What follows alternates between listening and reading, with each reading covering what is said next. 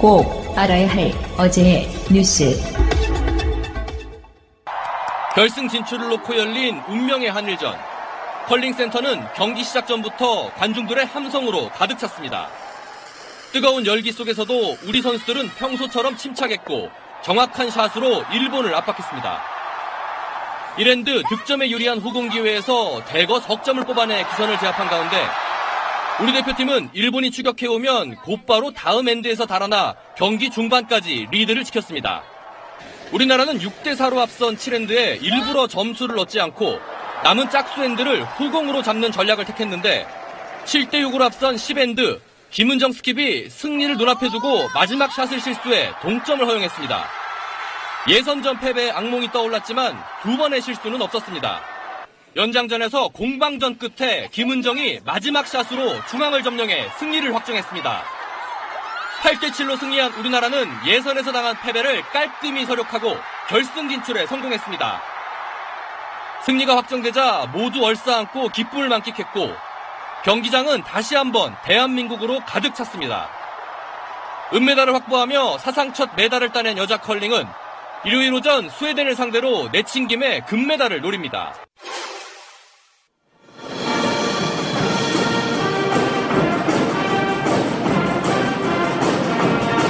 북측 응원단의 공연은 반갑습니다로 시작됐습니다. 일부는 한반도기를 흔들고 일부는 악기를 연주하며 조화롭고 절도 있는 모습을 연출합니다. 이어 지휘자의 힘찬 지휘에 따라 아리랑이 구성지게 울려 퍼집니다.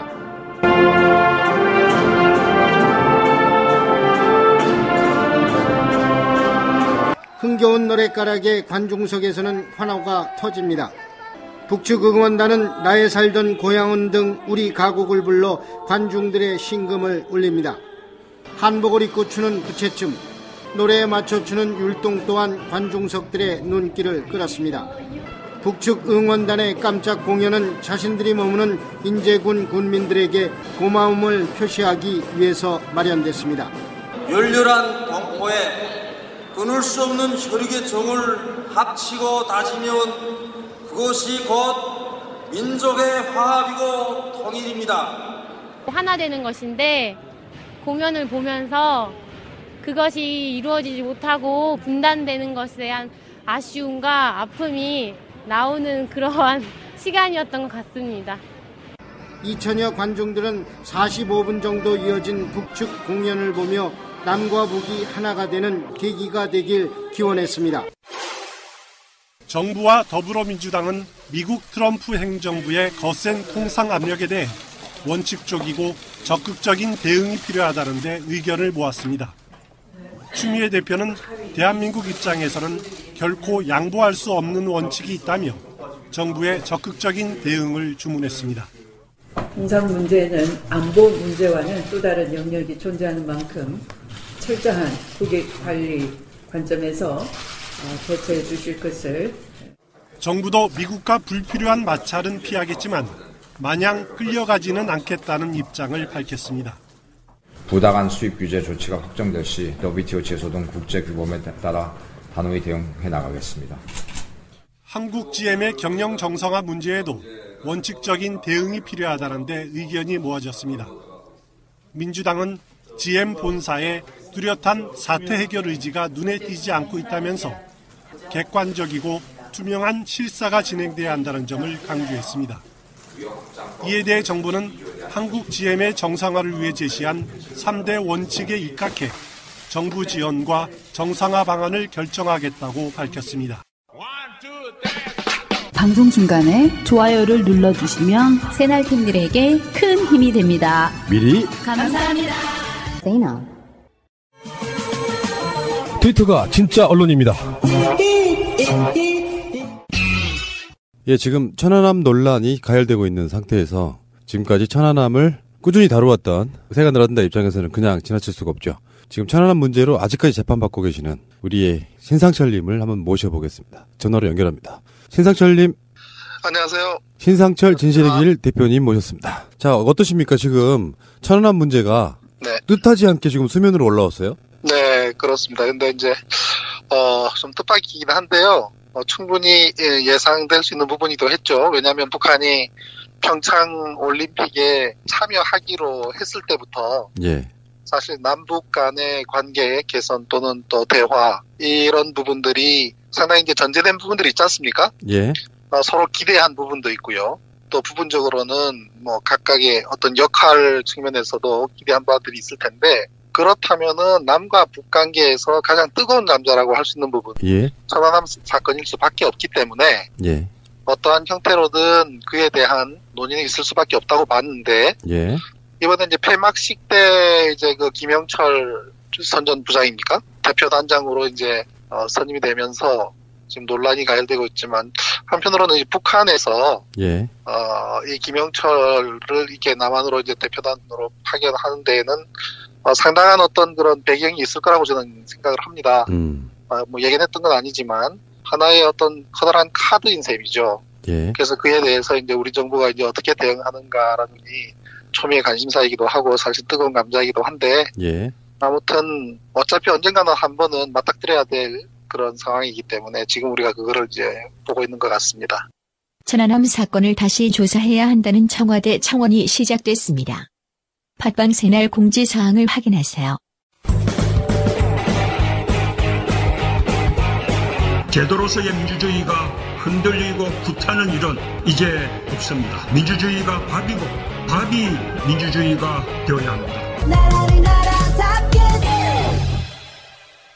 어떤 과정을 거치면서 뭔가가 올라올 거다라고 생각을 했는데 의도하지 않게 이 국면에서 지금 천안함이 다시 이제 수면 위로 올라온 이런 느낌이라서 네. 지금 일단 하나씩 정리를 한번 해보자면 천안함 사건은 2010년 3월 26일 밤 9시 22분께 백령도 근처 해상에서 해군 초기함인 1200톤급 천안함이 북한의 어뢰를 막고 침몰했다. 이 사건이거든요. 지금 정부의 공식 발표는 그렇습니다. 그것이 이제 이명박 정부의 공식 발표죠. 예, 그렇죠.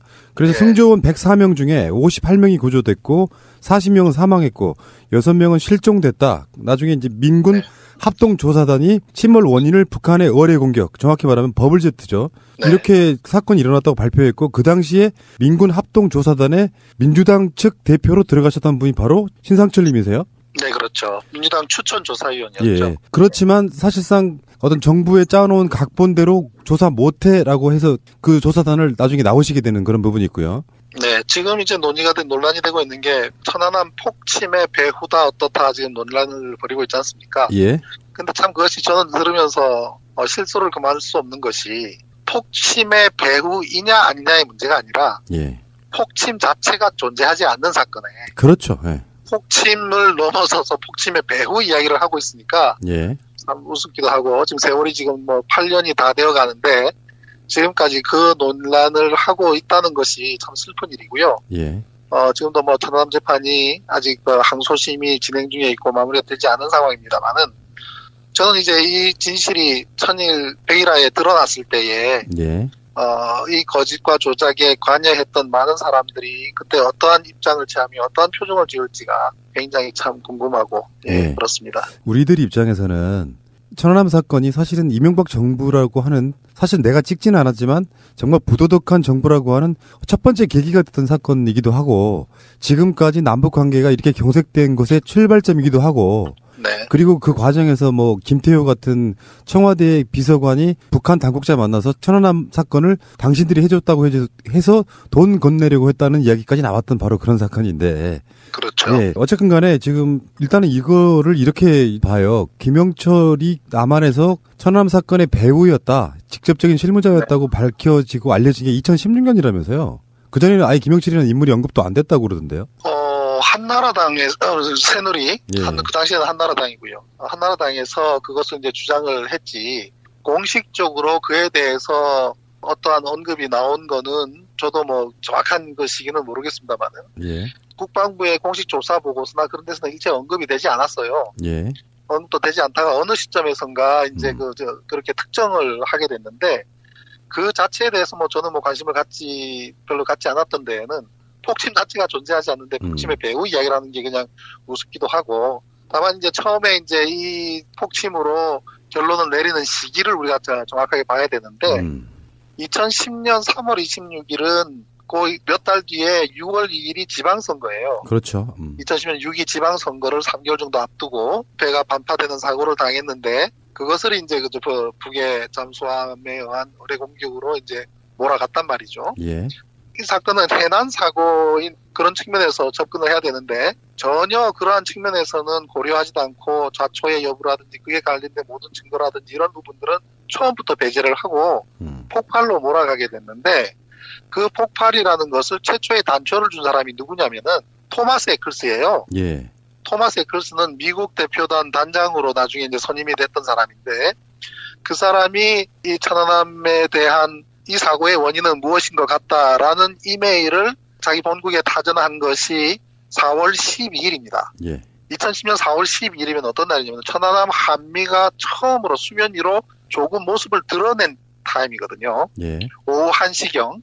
그때 우리가 이제 사고의 원인을 선박이 반파된 사고의 원인을 우리가 규명을 하려고 그러면 함수뿐만 아니라 한미까지 포함해서 모든 선체가 인양이 되고 그 인양이 어딘가에 거치된 다음에 그 다음에 전문가들이 면밀하게 전부 이렇게 훑어보고 난 다음에 사고 원인에 하나씩 접근해 가는 게 당연한 일 아니겠습니까? 예. 그게 상식적이고요. 그게 과학적이고 합리적인 접근 방법인데 함수는 그로부터 이제 열흘 뒤인 4월 25일 날 이제 인양이 되는데 함수는 올라오지도 않았고 함수는 접근도 하지 않은 상태에서 한미 그것도 일부분이 수면 위로 겨우 모습을 드러내는 그 시간에 본국에다가 이 사고의 원인은 선체 하부의 비접촉 폭발에 의한 것으로 보인다라는 이메일을 미국 국방부로 보냅니다. 예. 이게 어떻게 밝혀졌냐면 미국의 그 잠수함 전문가인 안수명 박사 있지 않습니까? 예. 안수명 박사님이 미국 정부에 정보 공개 청구 소송을 해서 몇 년간 투쟁을 했어요. 그래서 자비를 들여가면서 그래가지고 겨우 받아낸 이메일 속에서 토마스 에클스가 보고한 이메일이 발견이 된 겁니다. 예. 그래서 그에 대해서는 우리 그 재판 과정에서 법정에도 제출을 했고 또 그와 관련된 칼럼은 벌써 이미 제가 이제 글로 써서 공개를 한 바가 있습니다만은 선체의 일부가 겨우 드러났을 때 토마스 에클스가 본국에 타전한 그 이메일이 이 사고의 원인으로 확정이 돼버린 거예요. 가이드라인 돼버린 거죠? 그렇죠. 가이드라인이 그대로 뭐 더할 것도 없고 뺄 것도 없이 그대로 이제 원인이 되었고 우리 국방부는 비접촉 폭발에 그는 이제 그 어뢰고 그것은 북한제 어뢰다라고 더한 것이 우리 국방부가 한 것이죠. 그렇게 해서 이제 굳어졌는데 그에 대한 것은 어떤 형태든 폭발이라고 하면 우리가 그동안 보면은 폭발과 관련된 많은 이런 그 사고들을 좀 접하지 않습니까? 예. 그때마다 이 폭발이라는 것이 얼마나 참 무서운 겁니까? 뭐 두라 3호 같은 경우도 그렇고 대구 프로판가스도 그렇고 하다못해 달리던 버스에 천연가스통 8개 중에 하나가 터지더라도 어마어마한 인체적 손상을 가져오는데 그런데 어뢰가 터졌음에도 폭발로 인한 손상은 발견할 수가 없단 말이죠. 예. 그 어떤 흔적도 없고 하다못해 화약 냄새조차도 없고 물기둥도 발견된 바가 없는 폭발의 증거는 하나도 없는 이 천안함 반파된 부분을 폭발로 규정을 해서 지금까지 국민들한테 계속 보도하고 계속 그 진실을 은폐해 왔던 거죠. 이게 좀만 그 다른 방식으로 접근을 해보면 배를 일단 반쪽을 건져 올렸는데 어뢰의 흔적이 전혀 없었기 때문에 그 어뢰를 찾아내가지고 나중에는 또 뭐 그 어뢰가 가짜네 진짜네 나중에 바꿔치기까지 했고요. 나중에 그 다음에 가리비가 발견되기도 하고 그러니까 그렇죠. 천안함을 맞힌 흔적이 없는데 북한이 뭔가 무슨 짓을 했으려고 하면 어뢰밖에 없는데 어뢰의 흔적이 없으니 나중에는 그게 버블제트로 둔갑시키는 거잖아요. 그렇죠. 이제 네. 그 모든 과정이 이제 전부 조작과 은폐되는 부분들인데 국방부가 이제는 정말 과학적인 그런 재접근이 필요한 시점이에요. 그렇죠. 과학적이고 네. 또 합리적이고 이제 객관적인 그러한 조사를 해야 되는데 정권이 바뀌어서 이제 현재 국방부도 이명박 정권 시절에 국방부와 뭐 거의 달라진 건 별로 없는 것 같아요. 그래서 어느 시점에서 그러한 것을 다시 들여다보게 될지 뭐 기대 난마이긴 합니다만은. 그래서 예. 수면에 위로 올라온 거잖아요. 어떻게 보면 그렇죠. 그런 거라고 볼 수 있죠.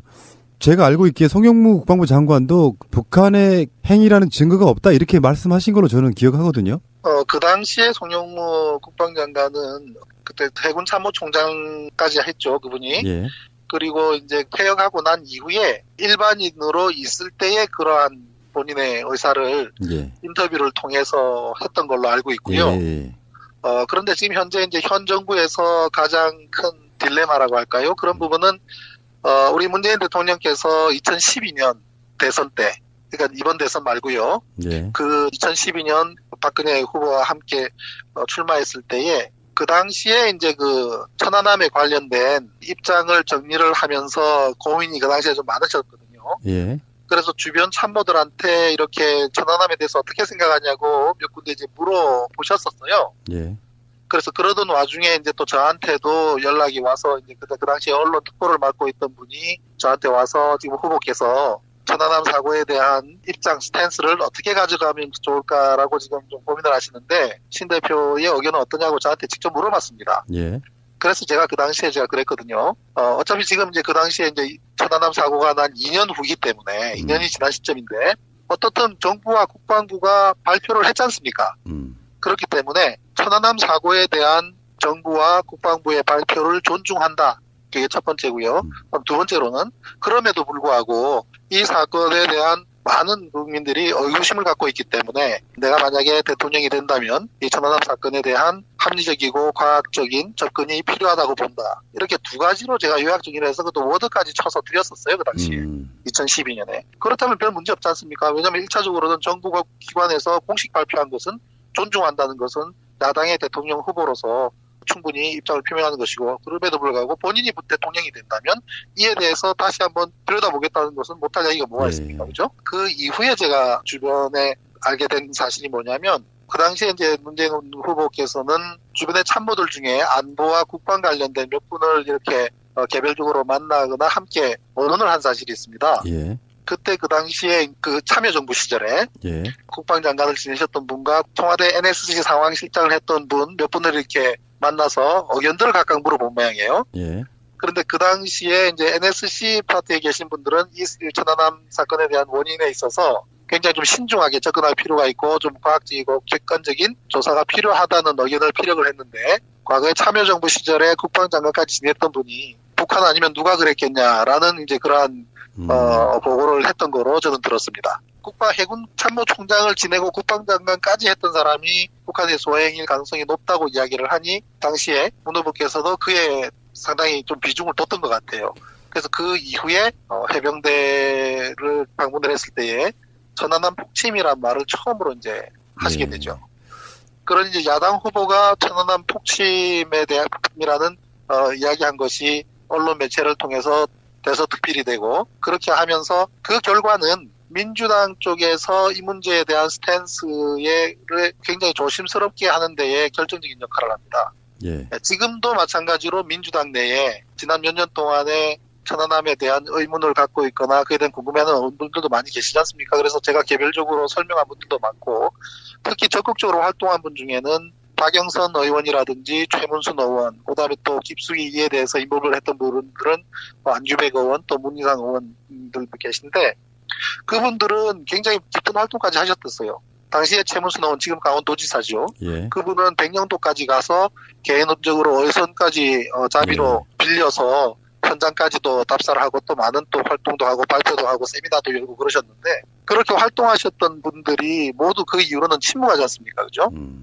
그러면 대표님 재견해를 조금만 말씀드려볼까요? 네네. 그러니까 지금 어떤 적절한 시기에 천안함이 올라왔다고 말씀드리는 제 나름대로의 생각은 뭐냐면은 일단 일종의 사상검증 같은 거였어요. 천안함은 그 후보들한테 또는 하다못해 청문회 같은 데서도 그랬으니까. 네. 그래서 지금 통일부라든지 국정원이라는 데 나오는 메시지는 김영철 부위원장 겸 통일전선부장이 네. 천안함 폭파 사건의 배후라는 증거는 없다 이런 식으로 지금 이야기가 나오고 있긴 하지만 네. 실제로 우리 민주개혁 진보 세력에 계시는 분들을 천안함 사건이 북한의 행위라고 생각하시는 분들은 사실 거의 없다고 저는 보거든요. 네. 그러니까 일단 대선을 위해서 아직까지는 정부의 발표를 존중한다까지 왔었는데 네. 지금 현재 정부가 바뀌고 나서 적폐청산 등등의 이야기를 하면서 천안함을 이야기할 아직까지 공간적인 여유는 없었다고 보거든요. 네. 그러니까 이제는 정치권이든 어디든 천안함 논쟁이 가열될 수밖에 없는 시점에 왔다. 그러니까 네. 지금 당장은 남북 관계를 위해서 남북 관계 때문에 아직까지는 전 정부의 발표를 믿는 정도까지 가겠지만 네. 이게 자유한국당이 저런 방식으로 나온다고 하면 이쪽 입장에서는 이제 그러면 천안함 진실을 밝히자라는 게 어떤 시기에 맞춰서 떠오른 거다라고 저는 보는 거예요. 그렇죠. 이제 그게 이제 우리가 맞닥뜨린 현실인데 문제는 이제 우리 정부가 어떻게 대응을 하느냐는 굉장히 중요한 부분인 것 같아요. 예. 그런데 이제 제가 볼 때 북한에서 김영철 선전부장을 이번 대표단장으로 해서 내려보내는 데에는 상당한 승부수를 던진 거라고 저는 판단을 합니다. 자신감 아닐까요? 왜냐면 자신감이죠. 예.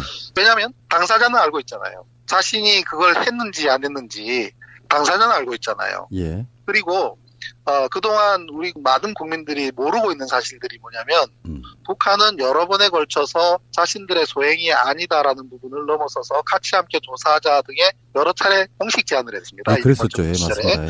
그 첫 번째가 한국과 미국, 그다음에 중국과 북한 사자 간에 공동 조사단을 꾸려서 합동 조사를 하자고까지 공식 제안을 했어요. 예. 그런데 그걸 이명박 정부가 거절을 했죠. 두 번째로는 그렇다면 판문점에다가 모든 증거 자료들을 가지고 와라. 그리고 우리가 얼굴 맞대고 이걸 갖다가 한번 들여다보자고 제안을 했는데 또 거절을 했습니다. 그리고 세 번째로는 그러면 우리 공화국 어뢰가 그 밑에서 폭발했다고 하니 우리는 어뢰를 특수강을 쓴다. 우리의 어뢰를 10편을 보내줄 테니 한번 그걸 비교를 해보라고 제안을 했는데도 이명박 정부가 거절을 했어요. 그 다음에는 급기야는 아까 그 토론나무님도 말씀을 하셨지만 김태효 당시 청와대 비서관이 북경에 가서 북경에 있는 북한 대사관에서 그쪽을 접촉을 하지 않습니까? 예. 그래서 이명박 정권 말기에 남북 정상회담을 추진했으면 좋겠다고 제안을 하고 그러면서 이제 북측에서 봤을 때는 사과가 아니고 남측에서 봤을 때는 사과로 보이는 그러한 천안함 사건에 대한 유감 표명을 해줬으면 좋겠다고 제안을 하니까 북한에서 거절했지 않습니까? 그랬더니 이제 그 다음에는 돈 봉투를 이제 내놨죠. 그랬더니 그 다음날 바로 이제 북한에서 그 내용을 소상하게 그리고 돈 봉투를 준 것까지도 다 공식 발표를 해버렸어요. 근데 이러한 부분이 우리 국내에서는 일부 진보적인 매체에서만 간략하게 소개가 됐지 대부분의 메이저 언론들은 다루질 않았거든요. 예. 근데 국민들은 몰라요. 그러니까 저도 이제 지금까지 오면서 많은 분들을 접하면서 얘기가 아니 북한이 안 했다면 자신들이 안 했다고 얘기를 하지 왜 아무 소리도 안 하고 있냐는 말을 참 많이 듣거든요. 그런데 북한은 나름대로 공식적으로 그것도 그냥 자기들 그냥 주장한 것이 아니라 공식적으로 제안을 하고 공식적으로 요청을 한 게 여러 번 있었습니다. 그런 배경이기 때문에 만약에 이제 지금 김영철 선전부장이 와서 지금 이제 자유한국당이 그걸 덥석 물었죠. 막 그냥 지금 반대를 하고 아예 한국은 뭐 심지어 사살을 뭐 해야 된다고까지 이야기를 하니까 그야말로 뜨거운 감자인 천안함 문제를 던져주니까 덥석 물어버린 거예요. 그렇죠. 자유한국당이 그냥 이빨 빠질 줄 모르고 그냥 덥석 물어버린 겁니다. 사실 우리가 객관적으로 놓고 봤을 때에 남북한 간에 대화를 하겠다고 한다고 하면 천안함 문제에 대해서 정확하게 우리가 결론을 내리고 사죄를 하든 사과를 하든 어느 쪽이든 그것을 결론 내리지 않고 대화한다는 게 가능하겠습니까? 맞습니다. 왜냐하면 이거는 우리 생태 같은 46명의 아까운 생명을 한 방에 앗아간 사건이고 살인 사건으로 만들어버린 거란 말이죠. 예. 이게 만약에 제가 주장하는 것처럼 해난 사고이고 그로 인해서 사고가 난 것이라고 하면 우리 자체 사고인 것이죠. 그런데 누가 고의적으로 무기를 써서 폭탄을 터뜨려서 사망케 했다면 그건 거의 살인이란 말입니다. 예. 그래서 만약에 멀쩡한 사람을 살인범으로 만들어놨다 그러면 그 사람하고 대화한다고 하면 말이 되겠습니까? 예. 그리고 만약에 분명하게 살인한 것이 분명히 맞다 그러면 어떻게든 사과를 받아내고 나야 그 다음 대화가 진행되는 거 아니겠습니까? 예. 어떻든 지금 현 정부로서는 사과를 하든 사과를 받든 사죄를 하든 또는 우리가 그것에 대해서 받든 간에 그러한 결론을 내리지 않고는 그 다음 대화는 불가능하다는 얘기죠. 예. 그러면 그 시점을 나름대로 조율을 하고 있었을 텐데 지금 느닷없이 던져온 데에는 상당히 현 정부는 지금 당황하고 있는 게 이제 보이고 있어요. 왜냐하면 오늘 발표만 하더라도 북한의 폭침에 대해서는 뭐 유감이지만 근데 그에 대해서 김영철이 주범이라고 하는 어떤 확인된 바는 없다라고 이야기하고 있지 않습니까? 여기서 이제 우리가 주목해야 되는 부분이 뭐냐면 이명박 정부 시절에 김영철을 지목했지 않습니까? 예. 근데 현 정부가 그것을 확인할 수 없다라고 한다면 이명박 정부의 김영철이 주범이라고 지적했던 거로부터 지금 현 정부에서 아니다라고 하는 부분까지의 어떠한 변화가 있었느냐.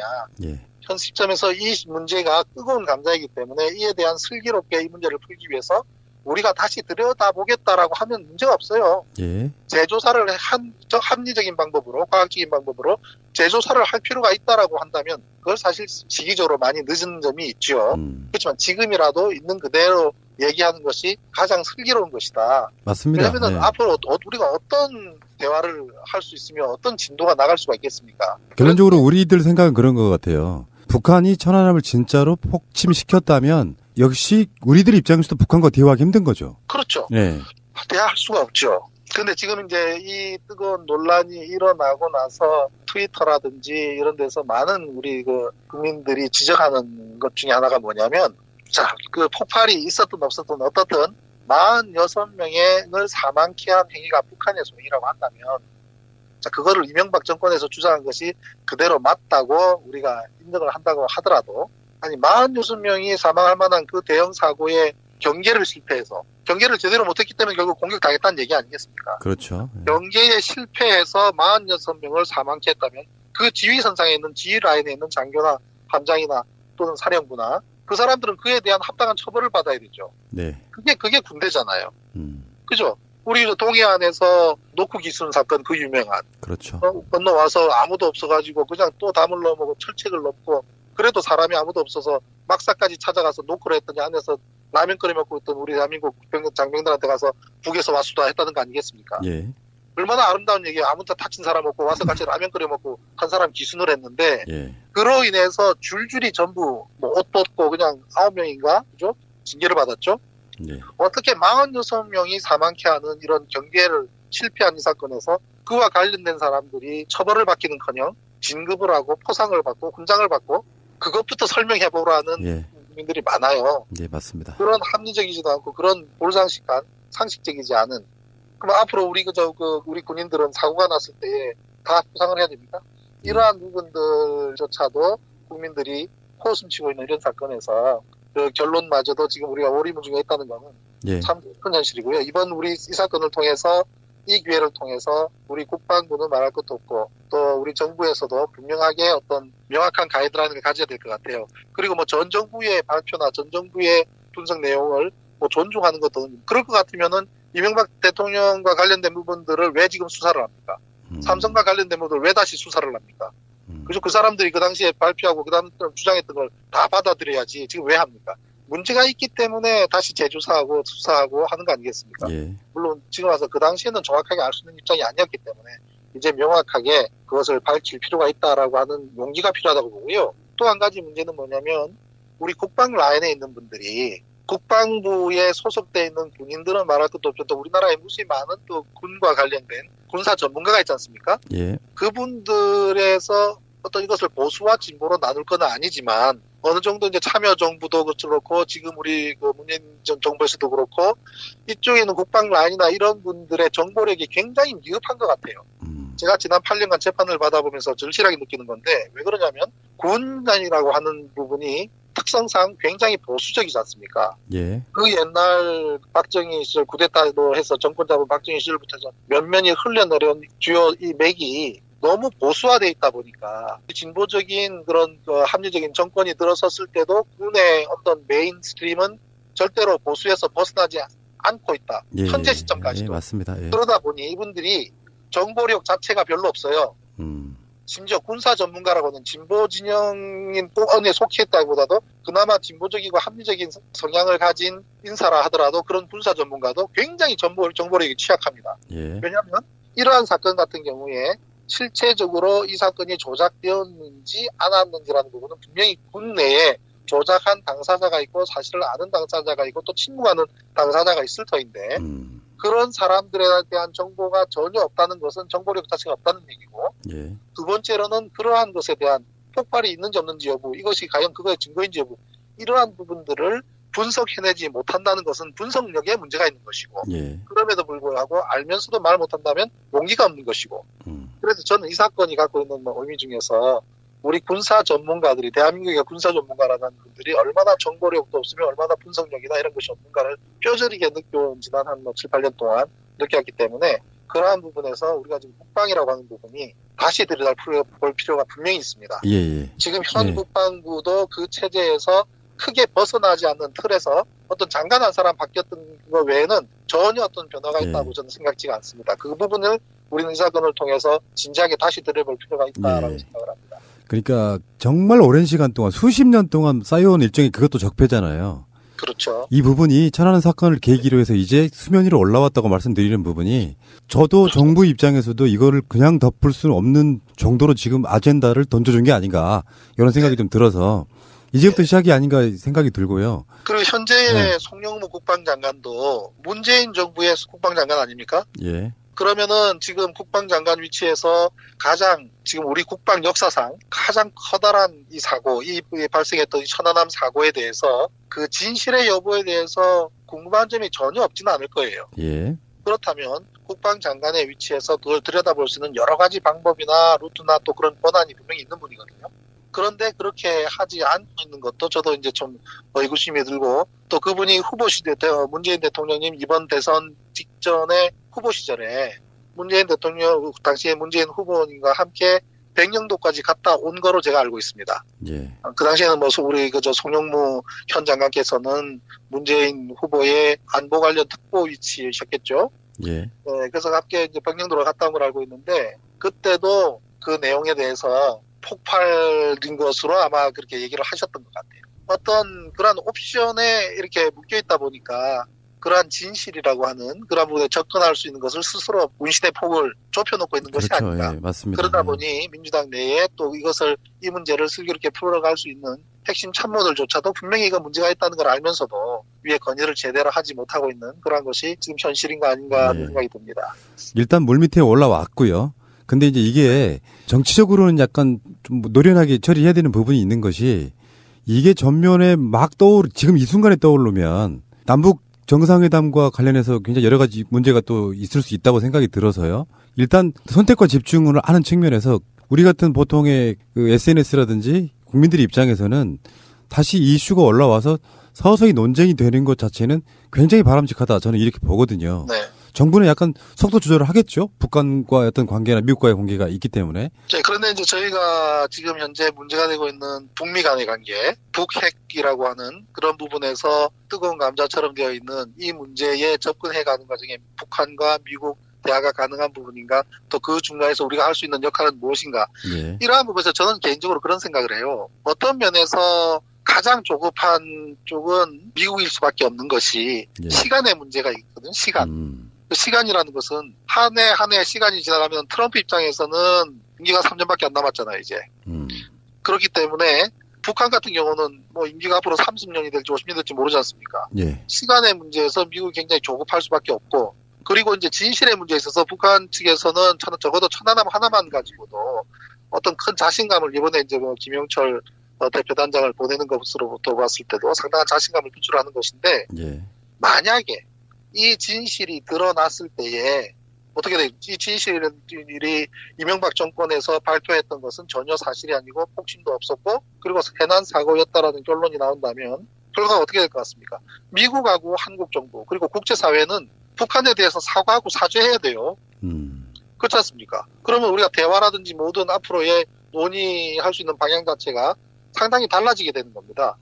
그렇기 때문에 이 문제에 대해서 정말 중요한 것은 천안함 사건의 진실이 무엇인가에 대한 심각성을 우리 정부가 정확하게 알아야 된다는 거예요. 그리고 확고하게, 지금처럼 어정쩡한 것이 아닌 확고하게 이것은 무엇이다라고 할 수 있는, 그것이 단순히 국방부나 이러한 것이 아니라 과학적이고 객관적이고 모든 정황, 그다음에 그와 관련된 사람들이 자유롭게 증언할 수 있는 그런 환경 속에서 면밀히 조사한 이후에 확고한 결론을 내리고 그 결론에 대해서 국민들이 수긍할 수 있는 맞습니다. 그러한 절차를 하고 난 이후에 우리가 남북의 문제도 있고 핵 문제도 있고 이러한 모든 것을 풀어나갈 수 있지, 그 이전에는 어떠한 것도 우리가 접근하기 어려운 부분이에요. 그래서 어떤 면에서는 지금 북한에서 김영철 단장을 해서 이번에 방남하게 되는 이 배경에는 그러한 것에 골문 것들을 다 터뜨려버리자라는 의도가 분명히 있는 것 같고, 예. 그리고 또한 이 환경 자체가 그렇게 하지 않으면 안 되는 그런 모양으로 지금 가고 있습니다. 그렇기 때문에 우리 정부든 또 우리 국민들이든 이 사건에 대해서 깊은 관심을 갖고 있는 모든 분들이 면밀하고 또 신중하게 접근하고 지켜봐야 될 필요가 분명히 있습니다. 이게 어정쩡하게 넘어갈 수 있는 문제가 아닌 거예요. 예, 제가 어떤 분한테 오늘 오전에 그런 이야기 들었는데, 북한이 던진 먹잇감을 자유한국당이 덥석 물물었어. 이건 이제 피해갈 수 없는 어떤 논쟁이 되고 진상규명의 시작이 되는 게 아닌가, 이렇게 이야기를 하시더라고요. 네. 자, 알겠고요. 대표님 올라오시면 직접 스튜디오에서 모시고 한번 더 긴 이야기 한번 나눠볼게요. 알겠습니다. 네, 고맙습니다. 고생하셨습니다. 네, 감사합니다. 예. 곽승훈 노무사의 노동 이야기. 네, 곽수문의 노동 이야기. 노무사님 안녕하세요. 예, 설 잘 보내셨습니까? 네, 잘 지냈습니다. 노무사님도 잘 보내셨나요? 예, 새해 복 많이 받으십시오. 건강하시기 바랍니다. 네, 그렇게 근데 마음 놓고 놀기에는 약간 좀 짧았어요. 그렇죠? 네. 뭐 워낙 작년 그 10월 추석 연휴의 그 임팩트가 커다 보니까 그러게요. 그때는 뭐 하루 정도만 연차 쓰면 최장 10일까지 되다 보니까 이번은 뭔가 좀 그러니까요. 짧은 조일인 경우는 4일 정도까지였었죠. 예. 네. 그래서 어디를 또 멀리 나가기엔 조금 아쉬운 느낌이 강했는데요. 네. 하지만 이마저도 사실은 제대로 쉬지 못하는 분들이 많이 계시다는 얘기를 가지고 오늘 이야기를 나눠보려고 합니다. 네. 어떤 사연일지 오늘 노동자와 공휴일 이야기 해보도록 하겠습니다. 일단 그 사연 하나 먼저 소개시켜 드릴게요. 그 지금 50세의 이모 씨는 이제 4년째 서울의 한 전세 버스 업체에서 운전 업무를 하시는데 이분은 4년 동안에 한 번도 연차 휴가를 마음대로 써본 적이 없다고 합니다. 어머. 이 회사가 그 전세 버스 업체이다 보니까 주로 이제 정부와 공공기관에서 운행 일감을 받아오는 거죠. 뭐 예를 들면은 뭐 정부나 공공기관에서 직원들의 출퇴근 통근 셔틀버스 이런 운행들 이런 걸 받아오는데 지금 법정 공휴일은 공휴일과 그 공공기관들이 쉬다 보니까 다 쉬는데 근데 운전 업무를 하는 직원들은 공짜로 쉬는 게 아니에요. 이분들도 쉬긴 쉬는데 이 쉬는 것을 쉬기 때 연차에서 소진하는 것으로. 공휴일이 쉬게 되면은 개인 연차가 깎인다는 의미네요? 네, 그렇죠. 이게 어떻게 가능한 얘기냐면 우리 근로기준법에 이제 연차휴가는 제60조에 규정이 되어 있는데 62조를 보면 유급휴가의 대체라는 조항이 있습니다. 그 조항에 의하면 사용자와 근로자 대표가 서면 합의를 하면 특정 근로일에 연차휴가를 대체하여 휴무시킬 수 있는 그런 조항이 있어요. 보통은 이제 우리 그 일반적으로는 이런 방법을 쓰는데요. 이거 하나의 좀 꼼수, 좀 치사한 수라고 저는 보는데 우리가 그 현재 근로기준법상의 노동자들이 쉴 수 있는 법적으로 보장된 휴일은 딱 두 종류뿐이 없어요. 매주 한 번은 쉬게 해주는 주휴일 그리고 5월 1일 노동절 이 두 가지밖에 없어요. 그런데 우리 달력을 보시면 일요일 외에도 빨간 날이 많잖아요. 그렇죠. 뭐 1월 1일이 바로 빨간 날이었고 또 설날 3.1절도 있고 5월 되면 노동절 외에 어린이날도 또 빨간 날이죠. 추석 연휴 있고요. 이런 식으로 빨간 날들이 있는데 이 빨간 날들은 관공서의 공휴일이에요.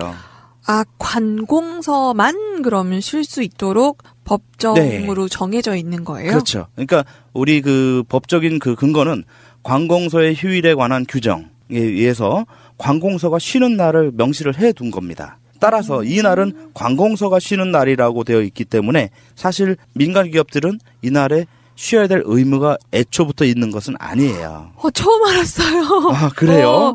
네. 아, 근로기준법에 일요일, 주휴일과 5월 1일 노동절만 모든 사람이 쉬어야 된다. 네. 근로기준법상의 근로자라고 되어 있는 우리 노동자들은 그때는 당연히 쉴 거리가 있고 쉬어도 그냥 무급으로 쉬는 것이 아니라 그날은 출근하는 것으로 인정해서 월급에서 까면 안 된다.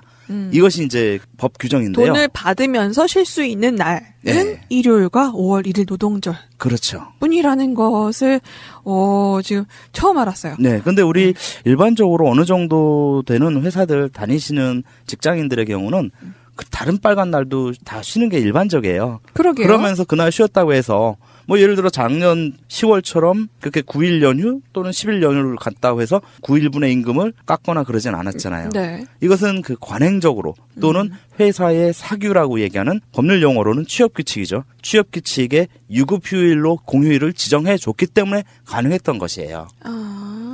그런데 일부 영세한 중소기업 같은 경우나 영세기업의 경우는 특히나 제조업의 경우는 이 유급휴일에다가 공휴일을 집어넣지 않습니다. 일부러. 그래 놓으면은 공휴일은 원래 당연히 나와야 되는 날이 되는 거예요. 그러네요. 내 친구 개똥이는 그날 쉬는데 나는 그날 출근해야 되는 거예요. 그런데 여기서 이제 꼼수가 이제 발생하는 거죠. 일단 그렇게 쉬게 해놓고 근로자 대표 하나 뽑으라 이렇게 해놓고서 그 노동자 대표와 서면 합의로 모든 공휴일들 일요일을 제외한 나머지 공휴일들은 연차 휴가를 대체해서 쓴다. 이렇게 합의를 해버리면 그 연차 휴가가 싹 쉬는 대신에 사라지는 겁니다.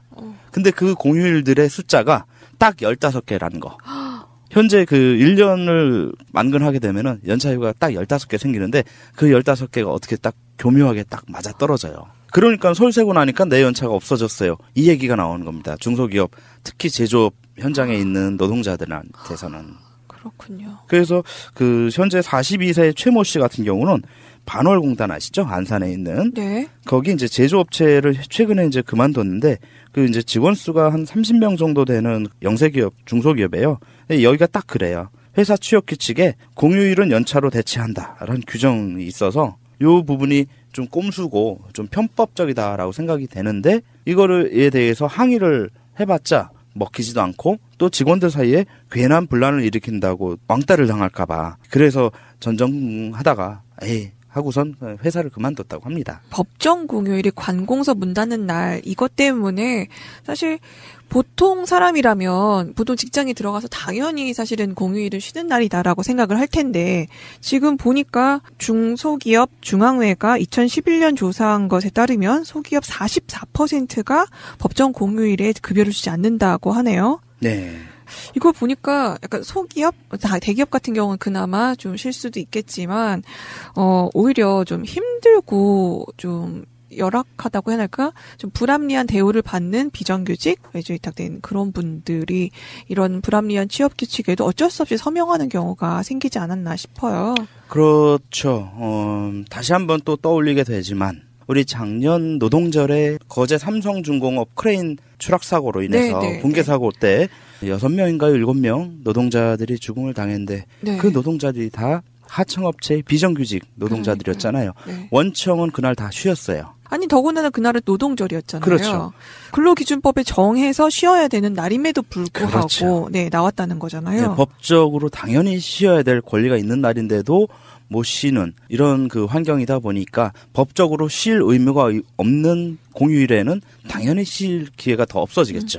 서면 계약 시 협의만 하면 이 공휴일을 유급 휴일을 지정하지 않아도 된다라는 이 문구가 사실은 요즘에 취업난이 굉장히 심한 이런 상태에서 싫으면 말어라? 넌 나가버려. 딱 이런 식으로 노동자들 협박하게 되면은 사실 그 사항에 사인하지 않기가 쉽지는 않거든요. 예, 그렇죠. 뭐 사업장에 그 노동조합이 있는 사업장이라면 이런 말도 안 되는 서면 연차휴가 대체 합의를 안 했겠지요.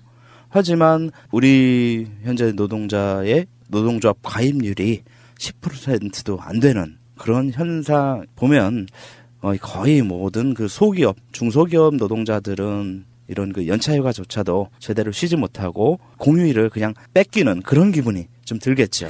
네, 이 취업 규칙에 더 불합리하고 더 안 좋게 변경하는 경우에는 분명히 노동자의 뭐 단체나 대다수의 동의를 얻어야 되잖아요. 사실 근데 은행권에서도 희망 퇴직 성과 연봉제 이런 걸 사인하기 위해서 막 가둬놓고 퇴근하지 못하게 만드는 그런 일도 있었던 것처럼 대기업이란데도 그런 일이 많이 발생하는데 이런 소기업 같은 경우는 뭐 이거는 뭐 말도 안 되게 부지기수로 일어나고 있을 것 같아요. 그렇죠. 노사 간의 합의가 말이 합의지 거의 일방적이고 강압적으로 진행된다라고 좀 볼 수 있어요. 그래서 노동자들이 연차휴가가 뭐예요? 이렇게 연차가 뭔가요? 먹는 그렇죠. 건가요? 그런 경우들이 굉장히 많습니다. 대기업이라든가 어느 정도 규모 있는 회사라든가 공공부문에 다니는 직장인들 빼놓고는 많은 노동자들이 이런 좀 말도 안 되는 편법에 그냥 제대로 된 저항 한번 할 수 없는 그런 현실입니다. 네. 그런데 이거 어떻게 법적으로 뭔가 보완할 수 있는 방법 뭐 이런 건 없는 건가요? 지금 현재로서는 법적으로는 방법이 없어요. 일단은 그 관공서의 공휴일에 관한 규정 자체가 관공서의 휴일에 관한 규정을 목적으로 하고 있기 때문에 민간 기업에 대한 규정은 근로기준법 하나밖에 없다라는 거. 근로기준법과 그리고 이제 근로자의 날에 관한 법률 요 부분밖에 없다. 요것 때문이죠. 그것이 조금 수정돼야 될 필요가 있겠네요. 그럼. 예, 아무래도 그렇죠. 그런데 여기서 하나의 반전이 있습니다. 사실 이 사실을 아는 우리 국민들 별로 없었는데요. 원래는 우리 노동자들이 공휴일에 원래는 쉬었습니다. 근데 왜 그렇게 된 거예요? 1950년대까지는요. 아, 그때 바뀐 거예요? 네. 원래 근로기준법이 최초 제정된 게 1953년 5월 10일인데요. 그때 이제 근로기준법 첫 근로기준법의 휴일에 관한 규정이 제45조에 휴일이라는 제목으로 있었는데요. 제가 그것을 확인해 드릴게요. 제1항 사용자는 근로자에 대하여 일주일에 평균 1회 이상의 휴일을 주어야 한다. 그리고 제2항에 정휴일, 이 정휴일이란 건 바로 앞에 1항에서 말한 평균 1회 이상의 주휴일을 말하는 거죠. 정휴일 그리고 법정 공휴일은 임금 산출의 근로일로 인정한다. 그러니까 주휴일도 유급으로 인정할 뿐만 아니라 네. 공휴일도 법정 공휴일도 근로한 것으로 인정해 주는 날. 네. 이렇게 되어 있었습니다. 일요일도 쉬고 법정 네. 공휴일도 쉬는 거다. 네, 쉴 수 있고 네. 설령 쉬지 못한다면 그날은 휴일 근로로 취급해 주는 거예요. 그랬는데 이 근로기준법이 변경된 게 언제냐? 제1차 근로기준법 개정. 바로 1961년 12월 4일에 있었어요. 그날 도대체 무슨 일이 있었던 겁니까? 네. 그때 개정된 게 1항은 거의 그대로 놔두고 휴일이란 부분을 유급휴일로 딱 바꿔주고 2항 전체를 삭제를 해버렸어요. 그래서 법정 공휴일에 근로할 때도 그리고 일을 안 하더라도 근무 일수에서 빼버린 거예요. 아, 그러면 법정 공휴일이 완전 사라져버린 거네요. 네, 법정 공휴일에 대한 노동자의 권리가 완전히 이때 사라진 겁니다. 1961년입니다. 누가 그랬나요? 예, 이때가 언제입니까? 1961년 다들 아시죠? 바로 박정희가 군사 쿠데타를 일으킨 그 해가 1961년 5월 16일이죠. 박정희가 5월 16일 날 군사 쿠데타를 일으키고 요때 이제 바로 이제 그 3권, 우리 입법, 사법, 행정권이라고 하죠. 이 3권이 분리되어 있는, 독립이 되어 있는 우리나라의 헌법 체계를 완전히 무시해서 이거를 싹 다 군사혁명위원회로 몰수해 왔어요. 그래 놓고 다음날 이 군사혁명위원회를 이름만 국가재건 최고회의로 개편했고 지가 딱 부의장으로 해놓고 62년 12월 말까지 대한민국의 3권을 완전히 장악을 하고 독재를 한 거죠. 자기 마음대로 근로기준법도 개혁을 한 거네요. 네. 그러니까 요 과정에서 1961년 12월에 근로기준법 개정을 하면서 노동자들의 실권리를 강탈해 간 겁니다. 그러니까 한마디로 박정희의 생각에는 노동자들 너무 많이 쉬면 안 돼.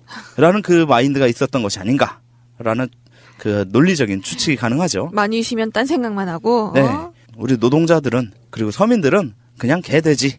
그 이상도 이하도 아니었던 것 같죠? 그러니까요. 이 박정희의 망령이 지금까지도 큰 영향을 미치고 있네요. 그렇죠. 그때 강탈당한 노동자들의 이 공휴일에 쉴 권리, 그리고 공휴일에 임금을 받을 권리, 이것이 현재는 없어졌기 때문에 우리는 없어진, 강탈된 것을 이제는 찾고자 하는 그런 움직임이 있어요. 네, 다행이네요. 그래서 뭔가 이 근로기준법을 개정하려고 하는 움직임이 있다는 거죠? 예. 그래서 지난 1월 31일 더불어민주당의 은평을 지역구 의원인 강병원 국회의원이 대표 발의자로 해서 총 12명의 국회의원들이 근로기준법 개정안을 발의했는데요. 이것이 이제 별명이 이제 일명 빨간 날 평등법이에요.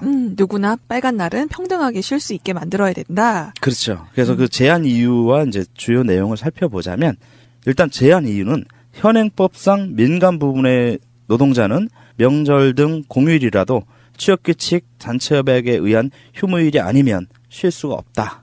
그렇기 때문에 취업규칙 단체협약에 공휴일 휴무 규정이 없는 중소기업이나 영세기업 노동자의 휴식권이 충분히 보장되지 못하는 상황이다. 따라서 관공서의 공휴일에 관한 규정에 따른 공휴일을 근로기준법상 유급휴일로 지정하고 공휴일이 토요일이나 일요일하고 겹치는 경우에는 그 다음에 오는 첫 비공휴일을, 즉 평일이죠, 대체 공휴일로 지정하도록 한다. 이것이 이제 주요 내용입니다. 혹시나 그 주말에 일하느라고 쉬지 못했을 경우 대체 공휴일을 꼭 챙겨주자. 네, 그러니까 이제 그 공휴일이 이제 우리 가장 대표적인 게 토요일이랑 일요일에 겹치면 우리 일반 그 공휴일에 쉬는 노동자들도 사실 좀 아쉽잖아요. 뭔가 좀 오늘 하루 더 쉴 수 있었는데 요 날이 앞으로 하루만 더 갔으면은 이게 연휴가 될 수 있는데, 뭐 예를 들어 금요일에 공휴일이 끼면 주 5일제가 시행되는 사업장에 다니는 직장인들의 경우는 아싸 3일 연휴다. 어디 간단하게라도 2박 3일 여행이라도 다녀올 수 있는데 이게 딱 토요일이나 일요일에 껴버리면 이게 딱 줄어든죠. 그런 경우조차도 그러면은 그때는 이제 다음 찾아오는 월요일을 대체 공휴일로 해서 3일이라는 것은 공휴일이 어느 요일에 배치되느냐에 상관없이 충분히 공휴일을 쉴 수 있도록 해주는 그런 그 개정안인 것이죠. 이 공휴일 요게 이제 전부 다 모두 이제 유급으로 바뀌게 되면 아무래도 이제 사용자들의 경우는 사업주 입장에서는 공휴일에 일을 시키기가 어려워질 거예요. 왜냐면 그날 일을 시키면은 유급 휴일이 되니까 1.5배의 임금을 줘야 되거든요. 네. 더군다나 또 8시간을 넘겨버리면 이 2배가 되어버리고 하기 때문에 사용자들의 이 수당 부담이 커지기 때문에 장시간 노동 문제를 푸는데도 어느 정도 좀 도움이 될 것이다 라는 좀 관측이 좀 가능합니다. 네. 사실 그 전에도 노무사님과 뭐 여러 가지 노동법 얘기를 하면서 야근이나 초과근무 과로하는 그런 부분에 대해서도 같이 이야기 나눠봤는데요. 사람이 쉬어야죠. 그럼요. 아니 기계도 오래 사용하면은 망가지는데 사람 정말 티 안 난다고 이렇게 티가 안 나지 않아요, 사실은. 그럼요. 못 쉬면은 어딘가 분명히 망가지거든요. 그렇죠. 그래서 네. 쉬지 못하는 것 때문에 과로사라는 그 업무상 재해가 발생하는 네, 것이고 네. 그 과로사라는 것이 지금은 연령대를 가리지 않고 생기고 특히나 젊은 사람들의 경우도 급성 심근경색 같은 맞아요. 예, 그런 그 급사에 좀 노출이 많이 좀 위험돼 있어요. 저 벌써 제 주변에도 그렇게 과로사 했다는 사람이 2명이나 봤거든요. 네, 나이를 안 가리는 겁니다, 네, 이게 네. 사실 돈을 준다고 해도 그렇게 과로하게 만들거나 야근 초과 근무를 하게 되면 안 하고 돈 안 받고 말겠다는 사람들이 사실 대부분일 거라고 생각해요. 그런데 이 돈도 안 주고 어쩔 수 없이 일해야만 하는 식으로 매여 있다는 것 자체가 얼마나 이것도 하나의 진짜 불평등을 만들어내는 상황이 아닐까 싶습니다. 그렇죠. 네. 특히나 요즘 그 젊은 분들의 경우는요, 돈보다도 휴일, 쉴 수 있는 시간이 있는 것을 더 선호합니다. 그렇죠. 요즘에 워라벨이라고 하죠. 워크 앤 라이프 밸런스? 네. 그래가지고 자기네 삶과 또 일이 밸런스가 맞아야지 사실은 일도 잘 되고 자신도 이제 능률이 날 수 있는 건데 이 부분을 좀 박정희 생각하지 말고 이 정말 뭐 개돼지로 취급하지 않는다면 좀 약간 개선된 사고방식이 정말 있는 분들이라면 이게 자기가 고용하고 있는 노동자들이 적당한 휴식을 취해야지만 자신한테 도움이 된다는 생각 좀 해주셨으면 좋겠어요. 예, 그렇죠. 우리 노동자들 입장에서는 벌써 67년이죠. 67년에 빼앗긴 권리, 이 권리가 67년 만에 이제 다시 찾을 수 있을 것인가라는 것이 이제 관심이 되는데 현재 그 근로기준법의 개정의 핵심 사항이 뭐냐면 휴일 근로의 중복 할증 문제, 여기에 그 여야의 입장 차이가 워낙에 강하기 때문에 예, 이제 그 야당 특히 이제 자유한국당의 경우는 아무래도 이제 그 사용자 측을 대변하다 보니까 이것을 이제 중복 할증하면 안 된다라는 입장인 거고, 더불어민주당과 정의당의 경우는 중복 할증을 이걸 관철해야 된다, 이런 입장이기 때문에 이번 임시국회에서 이 지금 빨간날 평등법이라고 불리우는 근로기준법 개정안이 과연 통과될지 좀 아직 좀 불투명합니다. 이제 그런 생각이 들어요. 이제 곧 3월이잖아요. 3월 되면 봄이고, 봄이 되면은 우리가 이제 학교 때 배운 그 시 중에 스케이트 선수 말고 시인 이상화, 빼앗긴들에도 봄은 오는가라는 시가 생각나는데, 우리 노동자들이 빼앗긴 휴일에도 과연 봄은 올 것인가 생각납니다. 좀. 네. 과연 이게 통과될 수 있을 것인지 여러분들이 항상 관심 갖고 좀 봐주셔야 될 것 같아요. 만약에 통과 못한다면 정말 이거는 가만히 있으면 안 될 거라고 생각합니다. 예, 그래서 우리 대한민국 국회 홈페이지 같은 데 들어가시면 그 발의된 법안 있어요. 그 다 소개가 나오는데 그 내용 보시고 거기에 또 이제 의견을 올릴 수 있는 안도 있거든요. 그렇죠. 그리고 언놈이 반대하는지. 그렇죠. 그래서 그런 것들에 대한 우리 그 시민으로서의 의사표시들을 적극적으로 해주시는 것도 빼앗긴 들을 봄을 다시 좀 찾을 수 있는 길이 아닌가라는 생각을 좀 합니다. 네, 근데 또 안타까운 생각이 드는 게 이렇게 휴일이 없이 일하시는 분들이 정작 자기의 권리를 챙길 수 있는 시간조차도 얻기 어렵다는 생각이 들어요. 정말 촛불 집회 같은 경우 우리 정말 국민들이 함께 마음을 모아서 그렇게 나왔지만 정작 일 때문에 못 나오시는, 정말 마음은 그 촛불 광장에 가 있지만 함께하지 못하신 분들도 굉장히 많잖아요. 네. 그런 걸 보면은 근데도 그분들이 그 광장에 나오지 않기 때문에 여전히 그분들을 대변하고 있는 사람들은 굉장히 소수라는 거죠. 네. 네, 그래서 지금의 여당 그리고 또 함께 하시는 진보 정당들이 모두 힘을 합쳐서 꼭 이번에는 빨간날 평등법 통과됐으면 좋겠습니다. 네. 네. 예, 이런 이야기는 사실 휴일에 쉬지 못하는 이야기, 사실 누구나 겪고 있는 일이잖아요. 뭐 돈을 받든 안 받든 떠나서 휴일에 쉬고 싶은데 못 쉬고 있는 그런 일들은 사실 내일 출근해야 되는데 일요일 날 보통 다음 날 월요일이 출근하는 것을 애써 잊고 싶듯이 그래 내가 못 쉬고 있다는 걸 사실 애써 잊고 그냥 현실에 만족하면서 살고 있는 분들이 많으실 텐데요. 좀 알아야지 사실 조금이라도 개선할 수 있지 않을까 싶습니다. 네, 노무사님의 오늘 말씀 정말 감사합니다. 네, 감사합니다. 정치 이야기에는 수준이 없다. 삼촌, 정치가 뭐예요? 푸나삼촌 정치가 뭐예요? 보현님, 푸른나무님 안녕하세요. 안녕하세요. 안녕하십니까.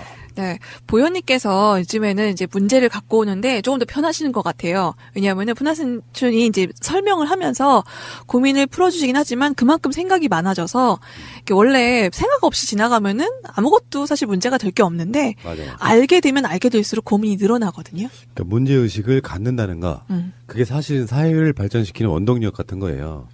그러니까 문제의식이 없고 궁금증이 없다는 게 문제야. 아이들이 한 7살에서 10살 사이에는요. 부모들한테 끝없이 질문을 해요. 그걸 귀찮게 생각하면 얘는 나중에 질문 안 하게 됩니다. 창의력이 떨어지는 거예요. 우리가 보기엔 되게 이상한 질문 할 때 있잖아요. 막 답하기 곤란한 거. 대표적인 것 중에 하나가 아기는 어떻게 만들어줘요. 근데 가급적이면 돌려 말하지 말고 상대방이 충격 안 먹을 정도로 직접 말하는 게 가장 좋다는 게 일반적인 정설이죠. 어쨌건 보현 어린이. 네, 보현 어린이가 오늘 가져오신 고민은 뭘까요? 네, 오늘 어린이답지 않은 질문을 가지고 와봤습니다. 4.16 안전공원이 통과가 됐잖아요. 화랑유원지에 이제 생길 건데 그 발표가 있고 나서부터 저는 고민이 많아졌어요. 물론 너무너무 환영할 일이고 너무너무 기다린 일인데 안산에 지금 국회의원 4명인데 2명이 자유한국당 국회의원이잖아요. 이 일을 빌미 삼아서 자유한국당 의원들의 그러니까 국회의원들과 시의원들, 자유한국당 의원들이 움직임이 심상치가 않은 거예요. 그들을 기점으로 뭔가 결집하고 있는 느낌 같은 것이 들고 이거에 대해서 벌써 지금부터 우린 선거운동 시작해야 된다. 안 그러면 자유한국당한테 안산시장 자리를 뺏길 것 같다는 생각이 좀 있어요. 그래서 제가 좀 뭐라도 해야 되지 않을까 이러면서 지역 청년들, 활동가분들이랑 고민이 많아졌는데 오늘은 그런 고민을 푸나삼촌이랑 승아 언니랑 그리고 애청자분들이랑 같이 해보고 싶다는 생각에서 그 시작점을 한번 열어보려고 합니다. 첫 번째 질문은 죽음에 대하여. 우리가 참사를 겪기도 하고 뭐 민주주의는 피를 먹고 자란다고 하듯이 열사분들도 진짜 많으시잖아요.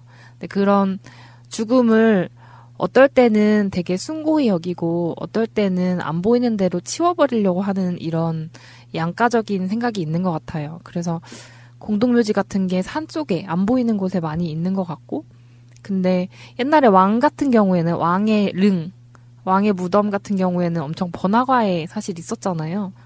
그리고 제주도 같은 경우에는 밭 한가운데다가 무덤을 놓기도 하더라고요.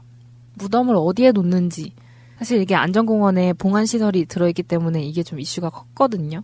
그것 때문에 우리가 죽음을 언제부터 그렇게 안 보이는 데에서 처리하기 시작했는지 상조회사를 통해서 이런 것도 좀 생각이 많아지는 거예요. 우리가 세월호 희생자분들을 이제 다 알잖아요. 304명 어떤 분들인지. 그럼에도 불구하고 왜 우리는 그분들이 KTX역 근처로 오는 것을 싫어하는가. 화랑유원지가 역세권입니다. KTX가 뚫리는데. 그래서 아파트 재개발 문제도 있었고 여러 가지 재산권 문제 같은 것들도 있었지만 제가 생각하기엔 그런 게 있는 거예요. 귀신공원이네 납골당이네 하는 단어를 쓰면서 얘기를 하시는 게 어떻게 보면 죽음을 안 보고 싶은 마음이 좀 큰 거 아닐까. 근데 이게 왜 그런 건가? 우리 유교 국가잖아요. 제사랑 차례 지내는데 엄청나게 많은 에너지를 쓰는? 이거 왜 그런 건지 좀 잘 납득이 안 되는 것 같아요.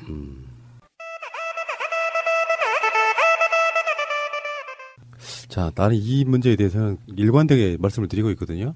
일단은 바라보는 관점이 완전히 바뀌면 생각이 바뀌면 행동이 바뀌더라. 그거예요. 제가 말씀드리지만 우리 이 현재 녹음실도 세월호랑 관련한 각종 어떤 상징물들이 굉장히 많이 있거든요.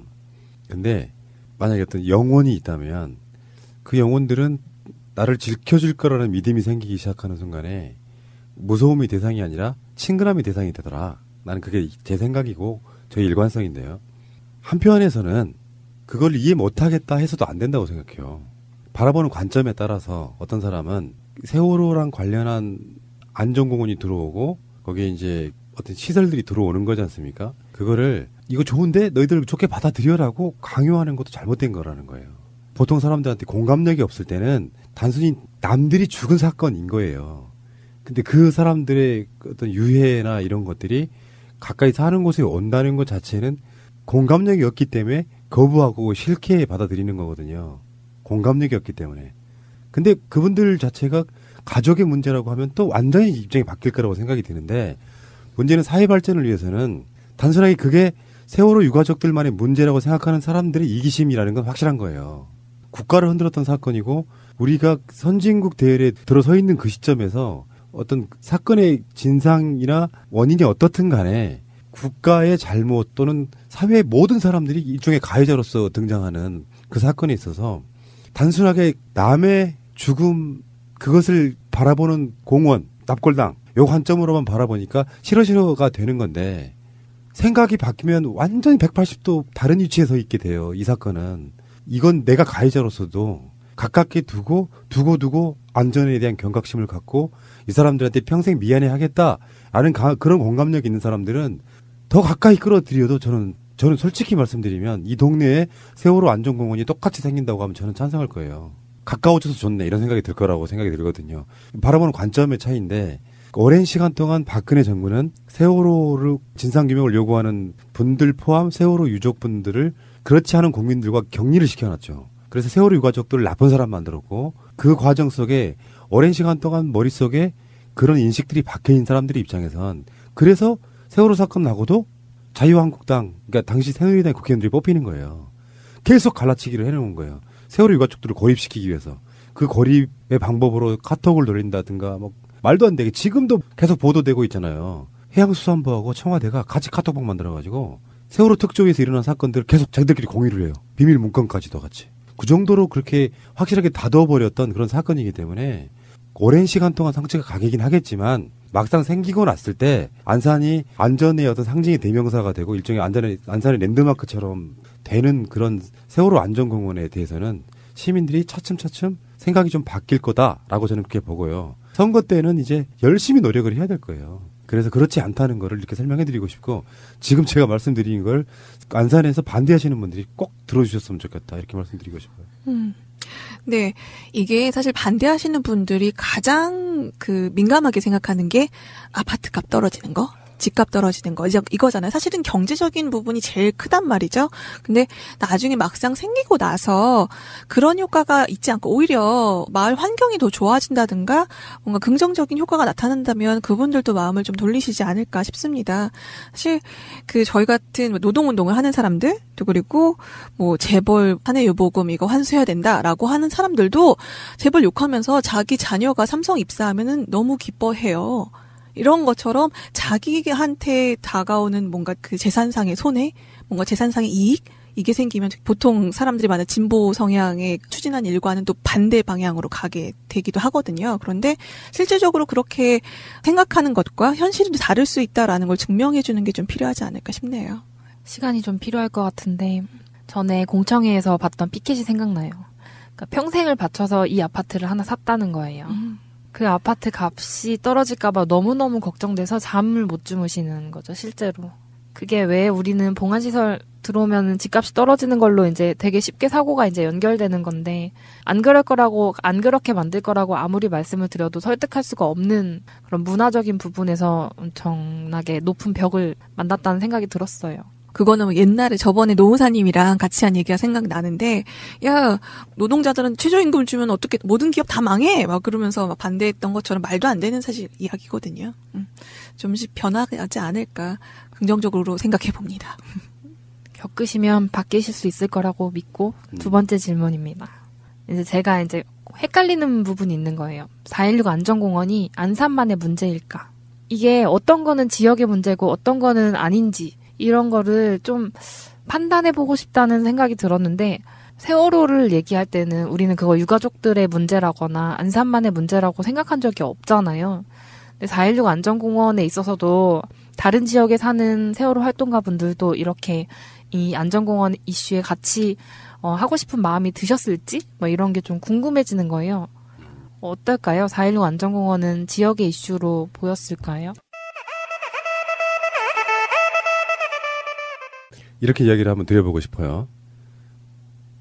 박근혜 정권이 무너지게 된 결정적인 계기는 전국에 있는 세월호 사건에 있어서의 원인이 어떻건 간에 박근혜 정권에 대한 실망으로부터 시작해요.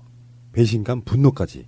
그래서 오히려 안산에서 자유한국당이 당선되는 것은 어쩌면 당연하다고 생각할 수도 있어요. 제 생각은 그래요. 안산 사람들이라고 하는 게 워낙에 그런 문제로 계속 집중이 되다 보니 갈라치기가 가장 효과적으로 먹혔던 지역이라고 봐요.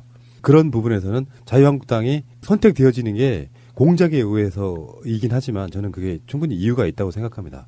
조작과 공작의 결과물인 건 맞겠지만 대한민국에서 민주성을 갖고 있는 분들 지금도 왜 요즘에는 중고등학생들도 세월호 리본 차고 다니시는 분들 많아졌다고 그랬잖아요. 그게 저는 일정 정도 부모님들의 영향이 있다고 보거든요. 그래서 이게 안산만의 문제가 아니다는 것은 누구나 다 알고 있는 부분이에요. 그렇기 때문에 박근혜 정권이 오히려 쉽게 무너진 건 아니지만 역사에 없던 일을 만들어낸 게 바로 밑바닥에는 세월호에 대한 정서가 깔려 있다고 보면 안산만의 문제가 아니라 오히려 이게 대한민국 전체의 가장 중요한 문제라고 인식한 사람들이 굉장히 많았기 때문에 가능한 이야기라고 생각이 들거든요. 근데 막상 안산에 계시는 분들은 그런 고립감을 느끼는 거죠. 고립감. 우리만의 문제인 거라고 생각을 하는 거예요. 전혀 그렇지 않다는 말씀드리고요. 저는 최근에 이제 안산에 무슨 달력이 판매해가지고 수익금 전달을 해드리려고 갔다 왔는데 갈 때마다 느끼는 게 정말 부채의식이 생겨요. 갈 때마다 느끼는 게. 4.16 기억저장소 사무실에 간다거나 화랑연지를 간다거나 할 때 안산의 아픔에 대한 그 미안함, 뭔가 잘못됐는데 사실은 이 사건은 어디든 간에 날 수밖에 없는 그런 사건이었다 저는 그렇게 보거든요. 근데 그게 안산에서 난 거예요. 그러면 안산에서 이 사건이 남으로써 대한민국 사람들이 안전에 대한 경각심, 박근혜 정권의 어떤 나쁜 면, 저 세력들의 사악함 이런 것들을 한번 본 거잖아요. 이분들이 희생돼가지고 그런 결과물이 도출된 거란 말이죠. 그래서 저는 대한민국 사람으로서는 지금도 굉장히 안산에 대한 빚이 있다고 생각해요. 이제 저는 평생 죽을 때까지는 안산 생각하면 굉장히 마음속으로 애잔한 느낌 있잖아요. 짠하다. 저는 그런 표현이 저한테는 좀 어감이 더 와닿는데 항상 짠한 느낌이 좀 든단 말이에요. 안산이 좀 잘 됐으면 좋겠다 생각이 들고 외지에 계시는 분들도 저랑 같은 생각을 하시는 분들이 굉장히 많을 거라고 생각합니다. 제가 듣고 싶었던 말이 그런 말이었나 보다. 지금 푸나삼촌 얘기하는 거 들으니까 그런 생각이 좀 들어요. 고립돼 있다고 좀 느꼈었던 것 같아요. 네, 그렇지 않습니다. 세월호 사건이 많은데 영향을 미쳤고, 사실 저희 KTX 승무원만 해도 세월호 사건 때문에 사실 그 여파가 저희한테도 왔다고 생각을 하거든요. 네. 그러니까 혼자 있다고 생각하지 않으시고 함께 힘을 내주셨으면 좋겠어요. 세월호 유가족분들이 위대한 게 그거예요. 어느 순간에 알았어요. 세월호 유가족분들이. 우리만 고립되는 순간 우리는 진다. 그래서 사회적 각계각층의 약자들과 다 연대를 만들어내잖아요. 그게 하나의 연대체가 되면서 굉장한 힘을 발휘했다. 이렇게 말씀드리고 싶어요. 역시 가족들 너무 대인배인 것 같아요. 저 같으면은 힘들었을 것 같은 일들. 보현님도 그 상황이었으면 훨씬 더 훌륭하게 해냈을 겁니다. 용기를 가지세요. 힘내겠습니다. 세 번째 질문은 이제 아까 세월호를 가족들을 이제 박근혜 정권이 갈라치기 했다는 것에 대해서 얘기가 있었잖아요. 세월호를 보지 않으려는 사람들이 그래서 많아요. 갈라치기의 결과물이라고 볼 수도 있을 것 같고. 근데 그 사람들은 분명히 참사 터졌을 때는 다 거기에 연대했었단 말이죠. 제가 아직도 기억나요. 2014년도 4월 16일 날 그 일이 있고 나서부터 한 달, 2달 정도 어땠냐면 길에서 장난치는 사람도 없었어요. 버스에서 큰 소리로 통화하는 사람도 없었거든요. 그게 다른 사람 눈치 봐서 그런 사람들도 있었을지도 모르겠지만 사실 실제로 자기 마음이 그랬던 거라고 저는 생각해요. 저 같은 경우에도 한 달이 건너면 희생자분들이 2-3명씩 있어요. 제 동생 선생님이 고창석 선생님이네, 저의 고등학교 후배들이 김치원 선생님이네. 이런 거 이렇게 굳이 꺼내지 않아도 다들 안산 시민 전체가 한 다리만 건너면 2-3명씩의 희생자와 만나고 있었으니까. 근데 이제 와서 어떻게 리본을 달지 말라고. 왜냐면 제가 캠페인 할 때마다 그런 얘기를 꼭 들어요. 굳이 오셔서 말씀하신 분들이 있어요. 이거 언제까지 할 거냐. 이제 그만해라. 리본을 떼라. 이거 왜 나눠주냐. 돈 받는 거 아니냐. 돈 받은 거 아니냐. 네, 이런 다양한 얘기를 하시면서 하지 말라고 얘기하시는 분들이 있는데 그런 분들 보면 마음이 아픈 거예요. 왜 이분들은 이거를 잊으라고 말할까 굳이. 그냥 안 보고 그냥 가셔도 되잖아요. 굳이 여기 와서 이거 하지 말라고 하는 이유가 뭘까? 뭐가 그렇게 불편한 걸까? 좀 이런 생각이 들어가지고 그런 면이 안전공원을 반대했던 면이랑도 좀 닿아 있다고 저는 생각하는 면이 있거든요. 왜 사람들은 세월호를 이제 잊으려고 하는 것일까에 대해서 좀 고민이 있어요. 자, 이 부분은 답이 두 갈래로 가야 된다고 봐요. 하나는 세월호 사건에 있어서의 동질감과 공감과 진상규명이 돼야 된다고 하는 여러 가지 생각들을 갖고 있는 분들의 입장과 하나는 애초에 세월호 사건을 순수하게 바라보지 않은 사람들의 입장이 두 개가 있다고 생각하는데 저도 팟캐스트를 해보면 세월호 에피소드에 대한 사람들의 반응이 훨씬 떨어져 있음을 느낍니다. 그거는 이제 여러 가지 측면인데 첫 번째는 슬픈 이야기 안 듣고 싶다는 측면도 있을 거고 굉장히 많은 시간 동안 세월호 이야기를 함으로써 더 특별히 나올 게 없다고 생각하는 기대 심리가 좀 없어진 사람들의 반응도 분명히 있다고 생각해요. 이런 측면 분명히 있거든요.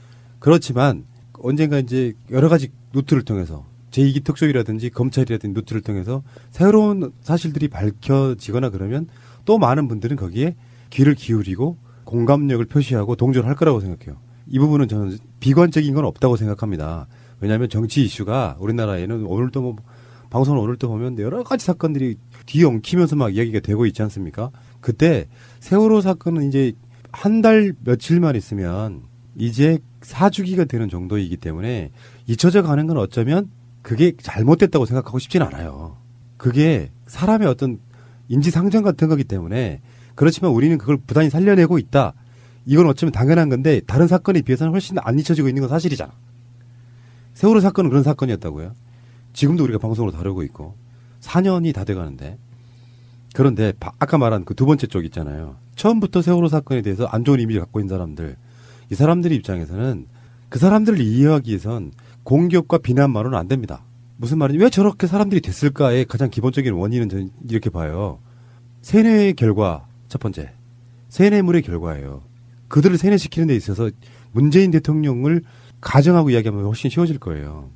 무슨 그런 세월호 사건 비슷한 게 났는데 문재인 대통령이 그 사람들에 의해서 대통령직이 위험해졌다라고 생각한다면 그래서 대통령을 지지했던 사람들 입장에서 저 사람들이 어떤 악의성을 갖고 일부러 대통령을 끌어내리려고 행동했다고 생각한다고 우리가 느낀다면 그 사람들을 적으로 대할 수밖에 없겠죠.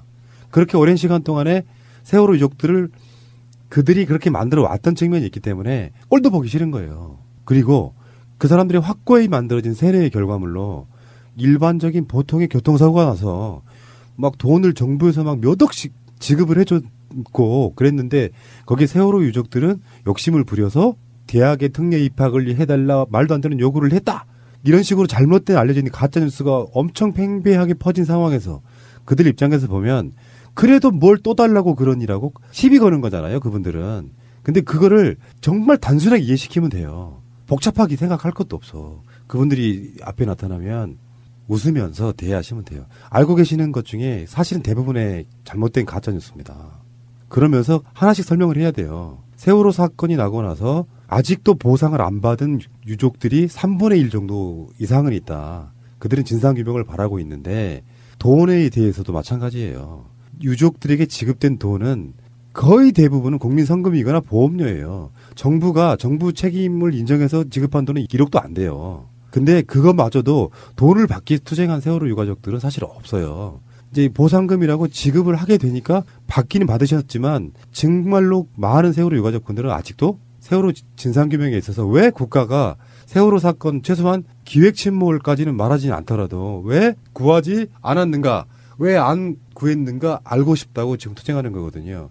거기에 드러난 정황들은 정말로 많이 있기 때문에 그 부분들에 대해서 간략하게 설명을 해주시고 마지막에 제가 항상 하는 것처럼 할머니, 아주머니, 아저씨, 할아버지 본인의 손녀, 손자가 어디선가 죽었는데 그냥 가족분들께서는 교통사고로 알고 있었는데 누가 일부러 치웠다면 그런 의혹이 굉장히 많다면 어떻게 말씀하시겠어요라고 마지막으로 반문을 하세요.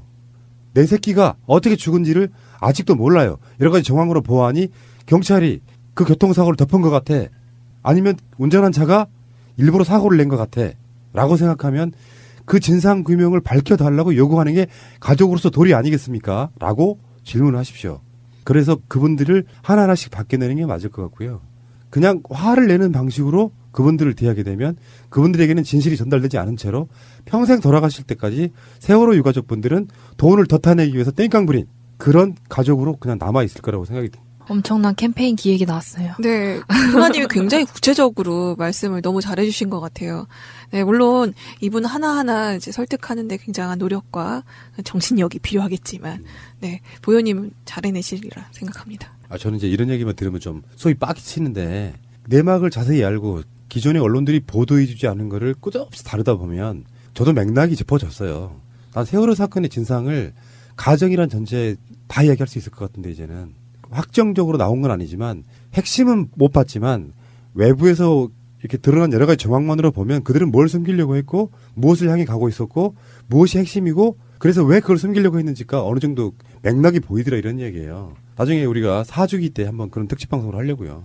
그러니까 세월호를 보려고 하지 않는 분들의 원인으로 여러 가지를 얘기해 주셨는데 그중에 처음은 얘기했던 건 갈라치기였고 두 번째가 감정의 문제. 어떤 내 것을 뺏기려는, 그러니까 아니면 내가 사랑하는 사람들을 지키려는 그런 심리, 박근혜를 지키려는 심리, 그리고 뭐 세 번째로는 사실 가짜 뉴스에서 왜곡이 되면서 특혜를 계속적으로 요구한다는 그런 오해가 불러일으킨 나쁜 감정, 그리고 네 번째로는 다시 본인의 일이라면 어떨지 반문하는, 그렇게 지금 얘기를 해주셨는데 네 가지 다 고려를 해가지고 더 좋은 캠페인을 고민해봐야 되겠습니다. 네. 보현님께서 가져오시는 고민들이 사실 쉽지는 않고요. 사실 계속 끊임없이 꼬리를 물고 이어가는 고민을 더 만드는 경우도 많다고 생각해요. 하지만 결론은 좀 긍정적으로 냈으면 좋겠습니다. 이렇게 고민하고 있는 당신이 정말 이 세상을 아름답게 만들고 있지 않나 싶네요. 예. 네. 오늘 이야기 푸나님, 보현님 고맙습니다. 고맙습니다. 감사합니다.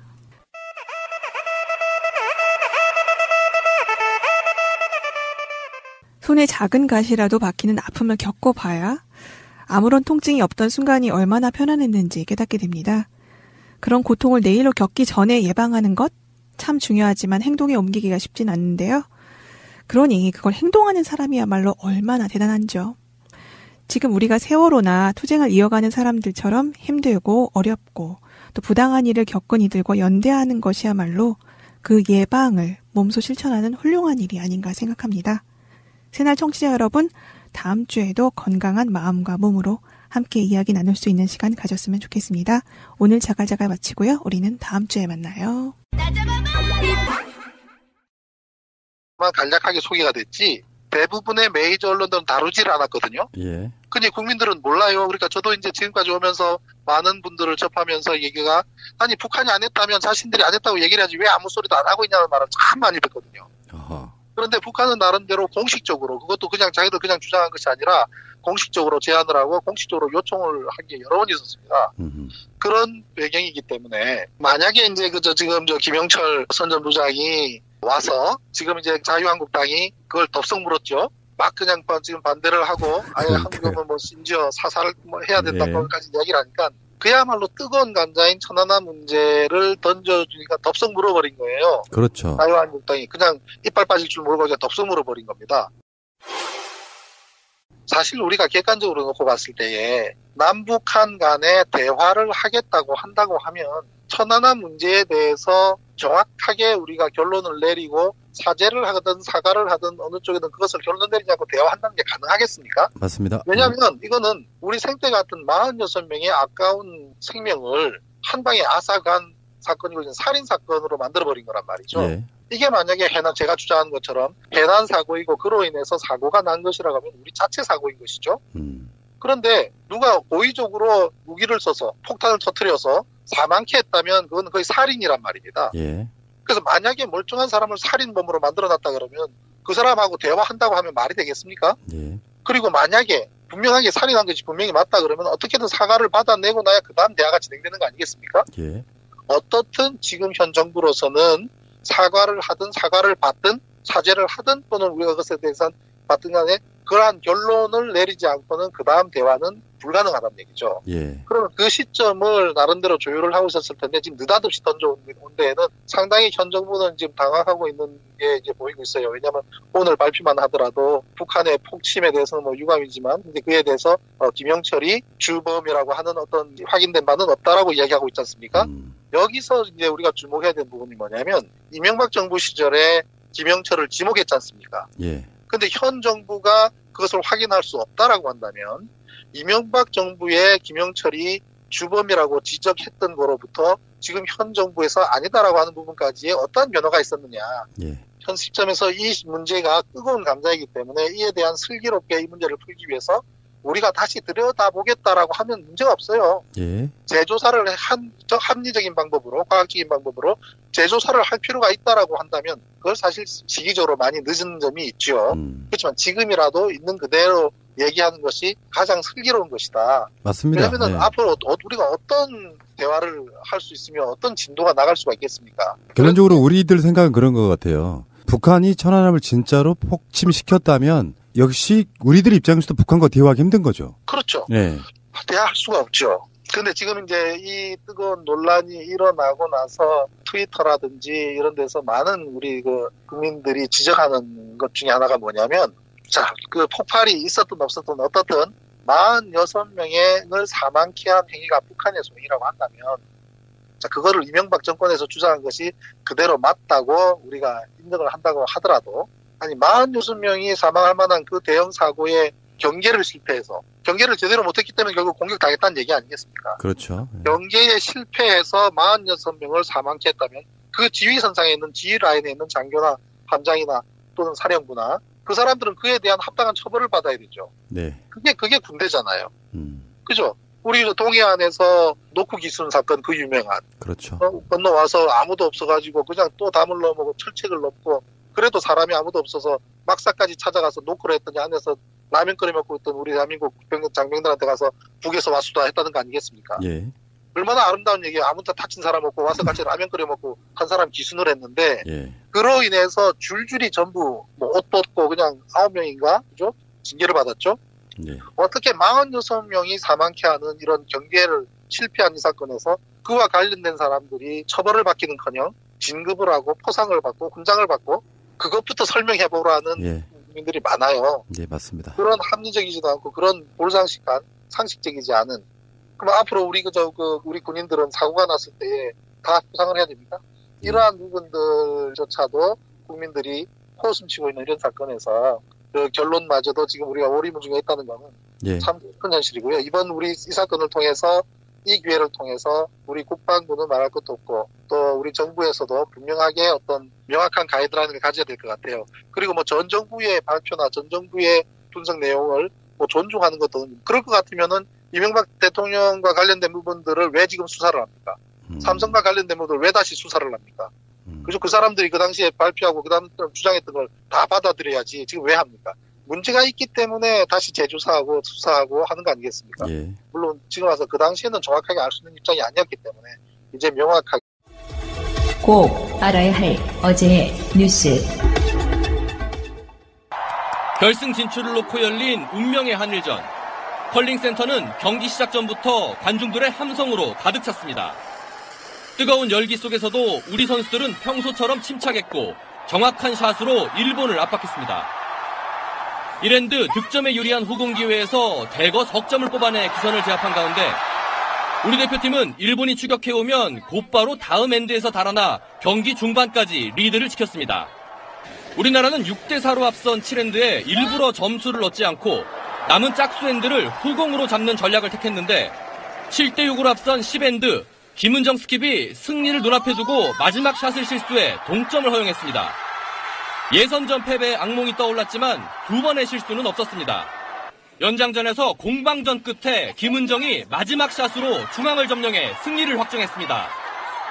8대7로 승리한 우리나라는 예선에서 당한 패배를 깔끔히 서력하고 결승 진출에 성공했습니다. 승리가 확정되자 모두 얼싸안고 기쁨을 만끽했고 경기장은 다시 한번 대한민국으로 가득 찼습니다. 은메달을 확보하며 사상 첫 메달을 따낸 여자 컬링은 일요일 오전 스웨덴을 상대로 내친김에 금메달을 노립니다.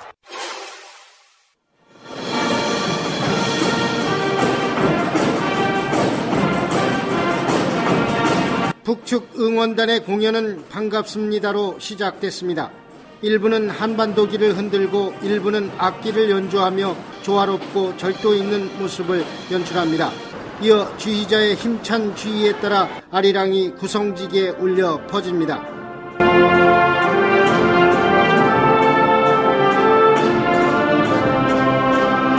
흥겨운 노랫가락에 관중석에서는 환호가 터집니다. 북측 응원단은 나의 살던 고향은 등 우리 가곡을 불러 관중들의 심금을 울립니다. 한복을 입고 추는 부채춤, 노래에 맞춰 추는 율동 또한 관중석들의 눈길을 끌었습니다. 북측 응원단의 깜짝 공연은 자신들이 머무는 인제군 군민들에게 고마움을 표시하기 위해서 마련됐습니다. 열렬한 동포에 끊을 수 없는 혈육의 정을 합치고 다지면 그것이 곧 민족의 화합이고 통일입니다. 하나 되는 것인데 공연을 보면서 그것이 이루어지지 못하고 분단되는 것에 대한 아쉬움과 아픔이 나오는 그러한 시간이었던 것 같습니다. 2천여 관중들은 45분 정도 이어진 북측 공연을 보며 남과 북이 하나가 되는 계기가 되길 기원했습니다. 정부와 더불어민주당은 미국 트럼프 행정부의 거센 통상 압력에 대해 원칙적이고 적극적인 대응이 필요하다는 데 의견을 모았습니다. 추미애 대표는 대한민국 입장에서는 결코 양보할 수 없는 원칙이 있다며 정부의 적극적인 대응을 주문했습니다. 인상 문제는 안보 문제와는 또 다른 영역이 존재하는 만큼 철저한 국익 관리 관점에서 대처해 주실 것을.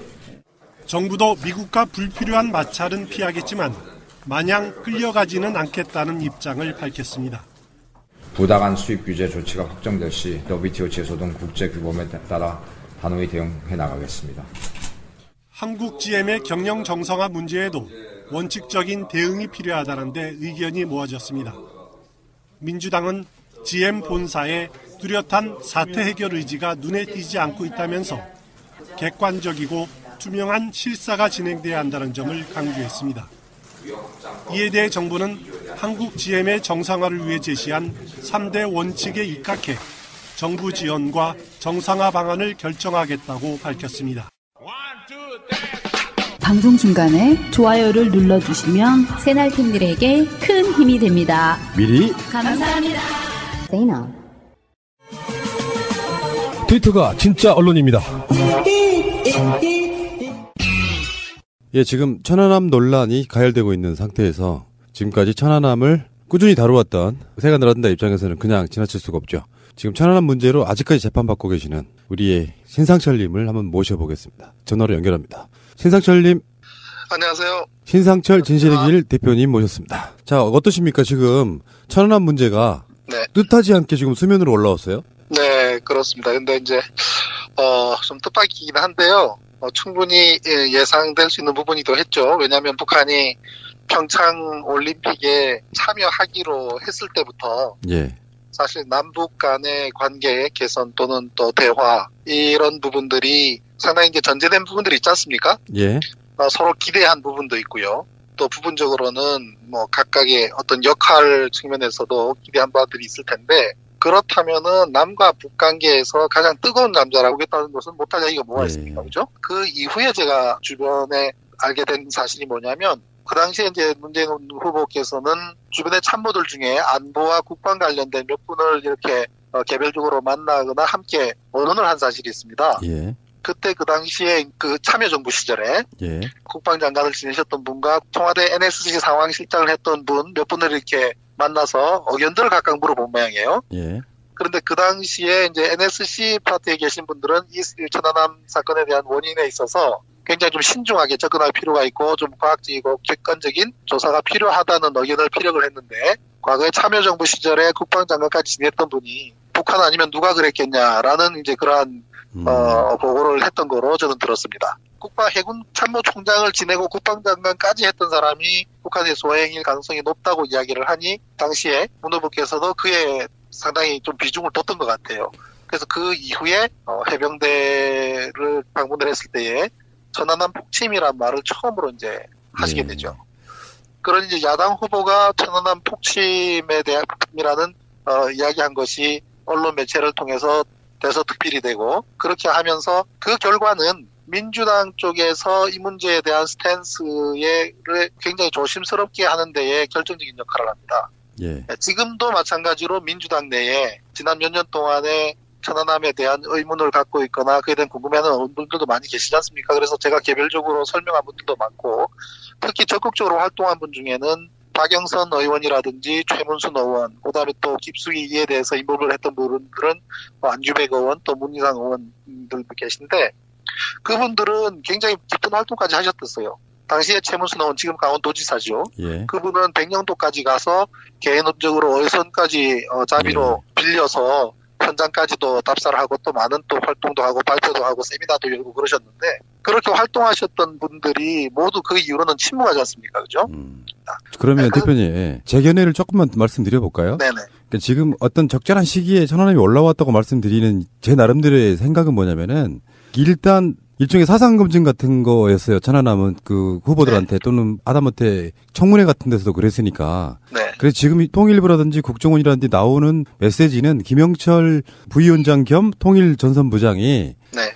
천안함 폭파 사건의 배후라는 증거는 없다 이런 식으로 지금 이야기가 나오고 있긴 하지만 네. 실제로 우리 민주개혁 진보 세력에 계시는 분들을 천안함 사건이 북한의 행위라고 생각하시는 분들은 사실 거의 없다고 저는 보거든요. 네. 그러니까 일단 대선을 위해서 아직까지는 정부의 발표를 존중한다까지 왔었는데 네. 지금 현재 정부가 바뀌고 나서 적폐청산 등등의 이야기를 하면서 천안함을 이야기할 아직까지 공간적인 여유는 없었다고 보거든요. 네. 그러니까 이제는 정치권이든 어디든 천안함 논쟁이 가열될 수밖에 없는 시점에 왔다. 그러니까 네. 지금 당장은 남북 관계를 위해서 남북 관계 때문에 아직까지는 전 정부의 발표를 믿는 정도까지 가겠지만 네. 이게 자유한국당이 저런 방식으로 나온다고 하면 이쪽 입장에서는 이제 그러면 천안함 진실을 밝히자라는 게 어떤 시기에 맞춰서 떠오른 거다라고 저는 보는 거예요. 그렇죠. 이제 그게 이제 우리가 맞닥뜨린 현실인데 문제는 이제 우리 정부가 어떻게 대응하느냐는 굉장히 중요한 부분인 것 같아요. 예.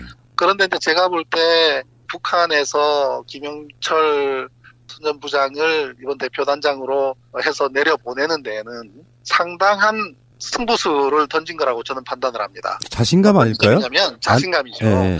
왜냐하면 당사자는 알고 있잖아요. 자신이 그걸 했는지 안 했는지 당사자는 알고 있잖아요. 예. 그리고 그동안 우리 많은 국민들이 모르고 있는 사실들이 뭐냐면 북한은 여러 번에 걸쳐서 자신들의 소행이 아니다라는 부분을 넘어서서 같이 함께 조사하자 등의 여러 차례 공식 제안을 했습니다. 아, 그랬었죠. 예, 맞습니다. 예. 그 첫 번째가 한국과 미국, 그다음에 중국과 북한 사자 간에 공동조사단을 꾸려서 합동조사를 하자고까지 공식 제안을 했어요. 예. 그런데 그걸 이명박 정부가 거절을 했죠. 두 번째로는 그렇다면 판문점에다가 모든 증거 자료들을 가지고 와라. 그리고 우리가 얼굴 맞대고 이걸 갖다가 한번 들여다보자고 제안을 했는데 또 거절을 했습니다. 그리고 세 번째로는 그러면 우리 공화국 어뢰가 그 밑에서 폭발했다고 하니 우리는 어뢰를 특수강을 쓴다. 우리의 어뢰를 10편을 보내줄 테니 한번 그걸 비교를 해보라고 제안을 했는데도 이명박 정부가 거절을 했어요. 그 다음에는 급기야는 아까 그 토론나무님도 말씀을 하셨지만 김태효 당시 청와대 비서관이 북경에 가서 북경에 있는 북한 대사관에서 그쪽을 접촉을 하지 않습니까? 예. 해서 이명박 정권 말기에 남북 정상회담을 추진했으면 좋겠다고 제안을 하고 그러면서 이제 북측에서 봤을 때는 사과가 아니고 남측에서 봤을 때는 사과로 보이는 그러한 천안함 사건에 대한 유감 표명을 해줬으면 좋겠다고 제안을 하니까 북한에서 거절했지 않습니까? 그랬더니 이제 그다음에는 돈봉투를 이제 내놨죠. 그랬더니 그 다음날 바로 이제 북한에서 그 내용을 소상하게 그리고 돈봉투를 준 것까지도 다 공식 발표를 해버렸어요. 근데 이러한 부분이 우리 국내에서는 일부 진보적인 매체에서 할 수 있는 부분, 예. 천안함 사건일 수밖에 없기 때문에 예. 어떠한 형태로든 그에 대한 논의는 있을 수밖에 없다고 봤는데 예. 이번에 이제 폐막식 때 이제 그 김영철 선 전 부장입니까? 대표 단장으로 이제 선임이 되면서 지금 논란이 가열되고 있지만 한편으로는 이 북한에서 예. 이 김영철을 이렇게 남한으로 이제 대표단으로 파견하는 데에는 상당한 어떤 그런 배경이 있을 거라고 저는 생각을 합니다. 뭐 예견했던 건 아니지만 하나의 어떤 커다란 카드인 셈이죠. 예. 그래서 그에 대해서 이제 우리 정부가 이제 어떻게 대응하는가라는 이 초미의 관심사이기도 하고 사실 뜨거운 감자이기도 한데 예. 아무튼 어차피 언젠가는 한 번은 맞닥뜨려야 될 그런 상황이기 때문에 지금 우리가 그거를 이제 보고 있는 것 같습니다. 천안함 사건을 다시 조사해야 한다는 청와대 청원이 시작됐습니다. 팟빵 새날 공지사항을 확인하세요. 제도로서의 민주주의가 흔들리고 구타는 일은 이제 없습니다. 민주주의가 밥이고 밥이 민주주의가 되어야 합니다. 어떤 과정을 거치면서 뭔가가 올라올 거다라고 생각을 했는데 의도하지 않게 이 국면에서 지금 천안함이 다시 이제 수면 위로 올라온 이런 느낌이라서 네. 지금 일단 하나씩 정리를 한번 해보자면 천안함 사건은 2010년 3월 26일 밤 9시 22분께 백령도 근처 해상에서 해군 초기함인 1200톤급 천안함이 북한의 어뢰를 막고 침몰했다. 이 사건이거든요. 지금 정부의 공식 발표는 그렇습니다. 그것이 이제 이명박 정부의 공식 발표죠. 네, 그렇죠.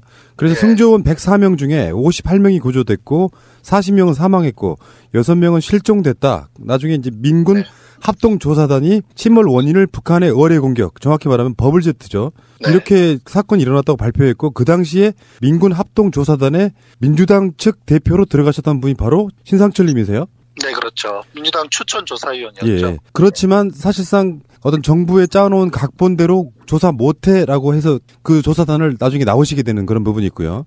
네, 지금 이제 논란이 되고 있는 게 천안함 폭침의 배후다 어떻다 지금 논란을 벌이고 있지 않습니까? 예. 근데 참 그것이 저는 들으면서 실소를 금할 수 없는 것이 폭침의 배후이냐 아니냐의 문제가 아니라 예.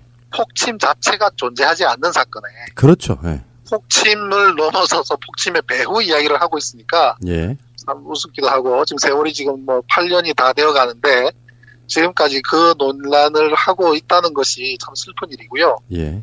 지금도 뭐 천안함 재판이 아직 항소심이 진행 중에 있고 마무리가 되지 않은 상황입니다만은 저는 이제 이 진실이 천일 백일하에 드러났을 때에 예.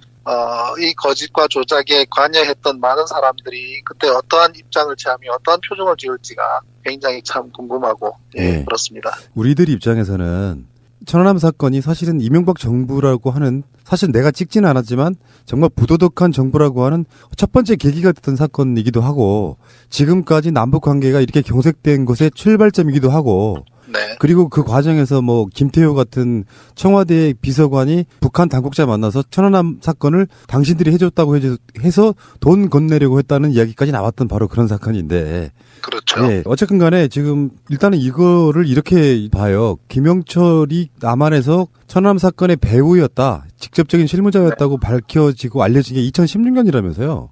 그전에는 아예 김영철이라는 인물이 언급도 안 됐다고 그러던데요. 한나라당의 새누리, 예. 그 당시에는 한나라당이고요. 한나라당에서 그것을 이제 주장을 했지 공식적으로 그에 대해서 어떠한 언급이 나온 거는 저도 뭐 정확한 그 시기는 모르겠습니다만은 예. 국방부의 공식 조사 보고서나 그런 데서는 일체 언급이 되지 않았어요. 예. 언급도 되지 않다가 어느 시점에선가 이제 그렇게 특정을 하게 됐는데 그 자체에 대해서 뭐 저는 뭐 관심을 별로 갖지 않았던 데에는 폭침 자체가 존재하지 않는데 폭침의 배후 이야기라는 게 그냥 우습기도 하고 다만 이제 처음에 이제 이 폭침으로 결론을 내리는 시기를 우리가 정확하게 봐야 되는데 2010년 3월 26일은 거의 몇 달 뒤에 6월 2일이 지방선거예요. 그렇죠. 2010년 6.2 지방선거를 3개월 정도 앞두고 배가 반파되는 사고를 당했는데 그것을 이제 북의 잠수함에 의한 어뢰 공격으로 이제 몰아갔단 말이죠. 예. 이 사건은 해난 사고인 그런 측면에서 접근을 해야 되는데 전혀 그러한 측면에서는 고려하지도 않고 좌초의 여부라든지 그에 관련된 모든 증거라든지 이런 부분들은 처음부터 배제를 하고 폭발로 몰아가게 됐는데 그 폭발이라는 것을 최초의 단초를 준 사람이 누구냐면은 토마스 에클스예요. 예. 토마스 에클스는 미국 대표단 단장으로 나중에 이제 선임이 됐던 사람인데 그 사람이 이 천안함에 대한 이 사고의 원인은 무엇인 것 같다라는 이메일을 자기 본국에 타전한 것이 4월 12일입니다. 예. 2010년 4월 12일이면 어떤 날이냐면 천안함 한미가 처음으로 수면 위로 조금 모습을 드러낸 타임이거든요. 예. 오후 1시경.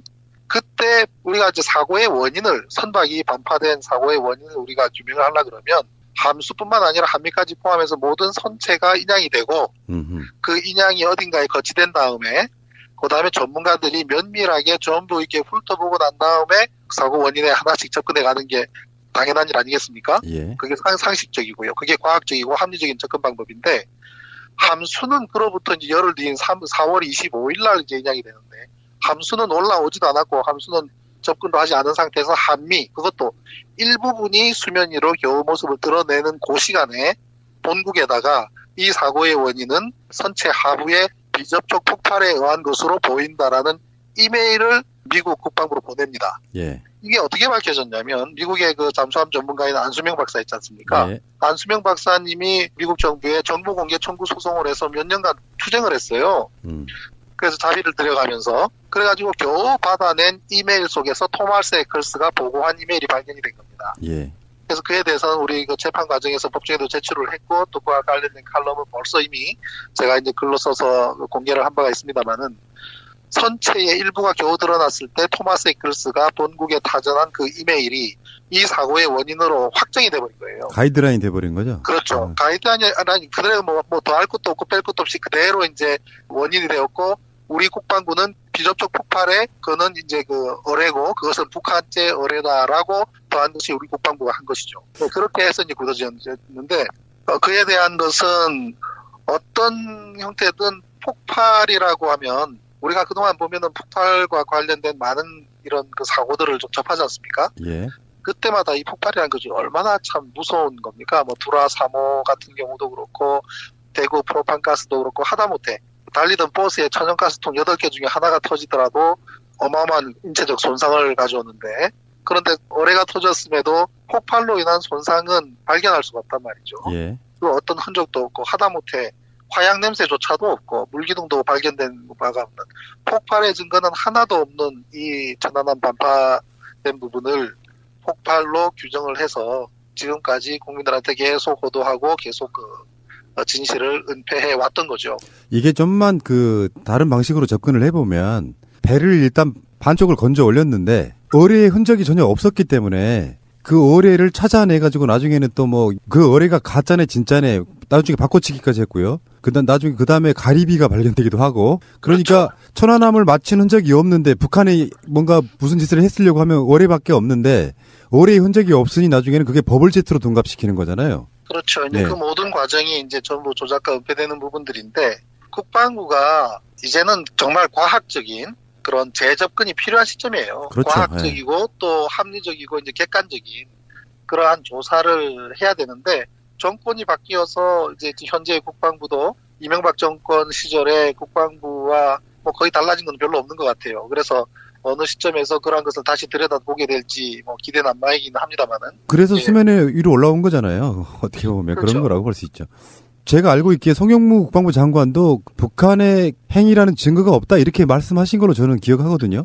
그 당시에 송영무 국방장관은 그때 해군 참모총장까지 했죠, 그분이. 예. 그리고 이제 퇴역하고 난 이후에 일반인으로 있을 때의 그러한 본인의 의사를 인터뷰를 통해서 했던 걸로 알고 있고요. 예. 그런데 지금 현재 이제 현 정부에서 가장 큰 딜레마라고 할까요? 그런 부분은 우리 문재인 대통령께서 2012년 대선 때, 그러니까 이번 대선 말고요. 예. 그 2012년 박근혜 후보와 함께 출마했을 때에 그 당시에 이제 그 천안함에 관련된 입장을 정리를 하면서 고민이 그 당시에 좀 많으셨거든요. 예. 그래서 주변 참모들한테 이렇게 천안함에 대해서 어떻게 생각하냐고 몇 군데 이제 물어보셨었어요. 예. 그래서 그러던 와중에 이제 또 저한테도 연락이 와서 이제 그 당시에 언론 특보를 맡고 있던 분이 저한테 와서 지금 후보께서 천안함 사고에 대한 입장 스탠스를 어떻게 가져가면 좋을까라고 지금 좀 고민을 하시는데 신 대표의 의견은 어떠냐고 저한테 직접 물어봤습니다. 예. 그래서 제가 그 당시에 제가 그랬거든요. 어차피 지금 이제 그 당시에 이제 천안함 사고가 난 2년 후기 때문에 2년이 지난 시점인데 어떻든 정부와 국방부가 발표를 했지 않습니까? 그렇기 때문에 천안함 사고에 대한 정부와 국방부의 발표를 존중한다. 그게 첫 번째고요. 두 번째로는 그럼에도 불구하고 이 사건에 대한 많은 국민들이 의구심을 갖고 있기 때문에 내가 만약에 대통령이 된다면 이 천안함 사건에 대한 합리적이고 과학적인 접근이 필요하다고 본다. 이렇게 두 가지로 제가 요약 정리를 해서 그것도 워드까지 쳐서 드렸었어요. 그 당시에. 2012년에. 그렇다면 별 문제 없지 않습니까? 왜냐하면 1차적으로는 정부가 기관에서 공식 발표한 것은 존중한다는 것은 야당의 대통령 후보로서 충분히 입장을 표명하는 것이고 그럼에도 불구하고 본인이 대통령이 된다면 이에 대해서 다시 한번 들여다보고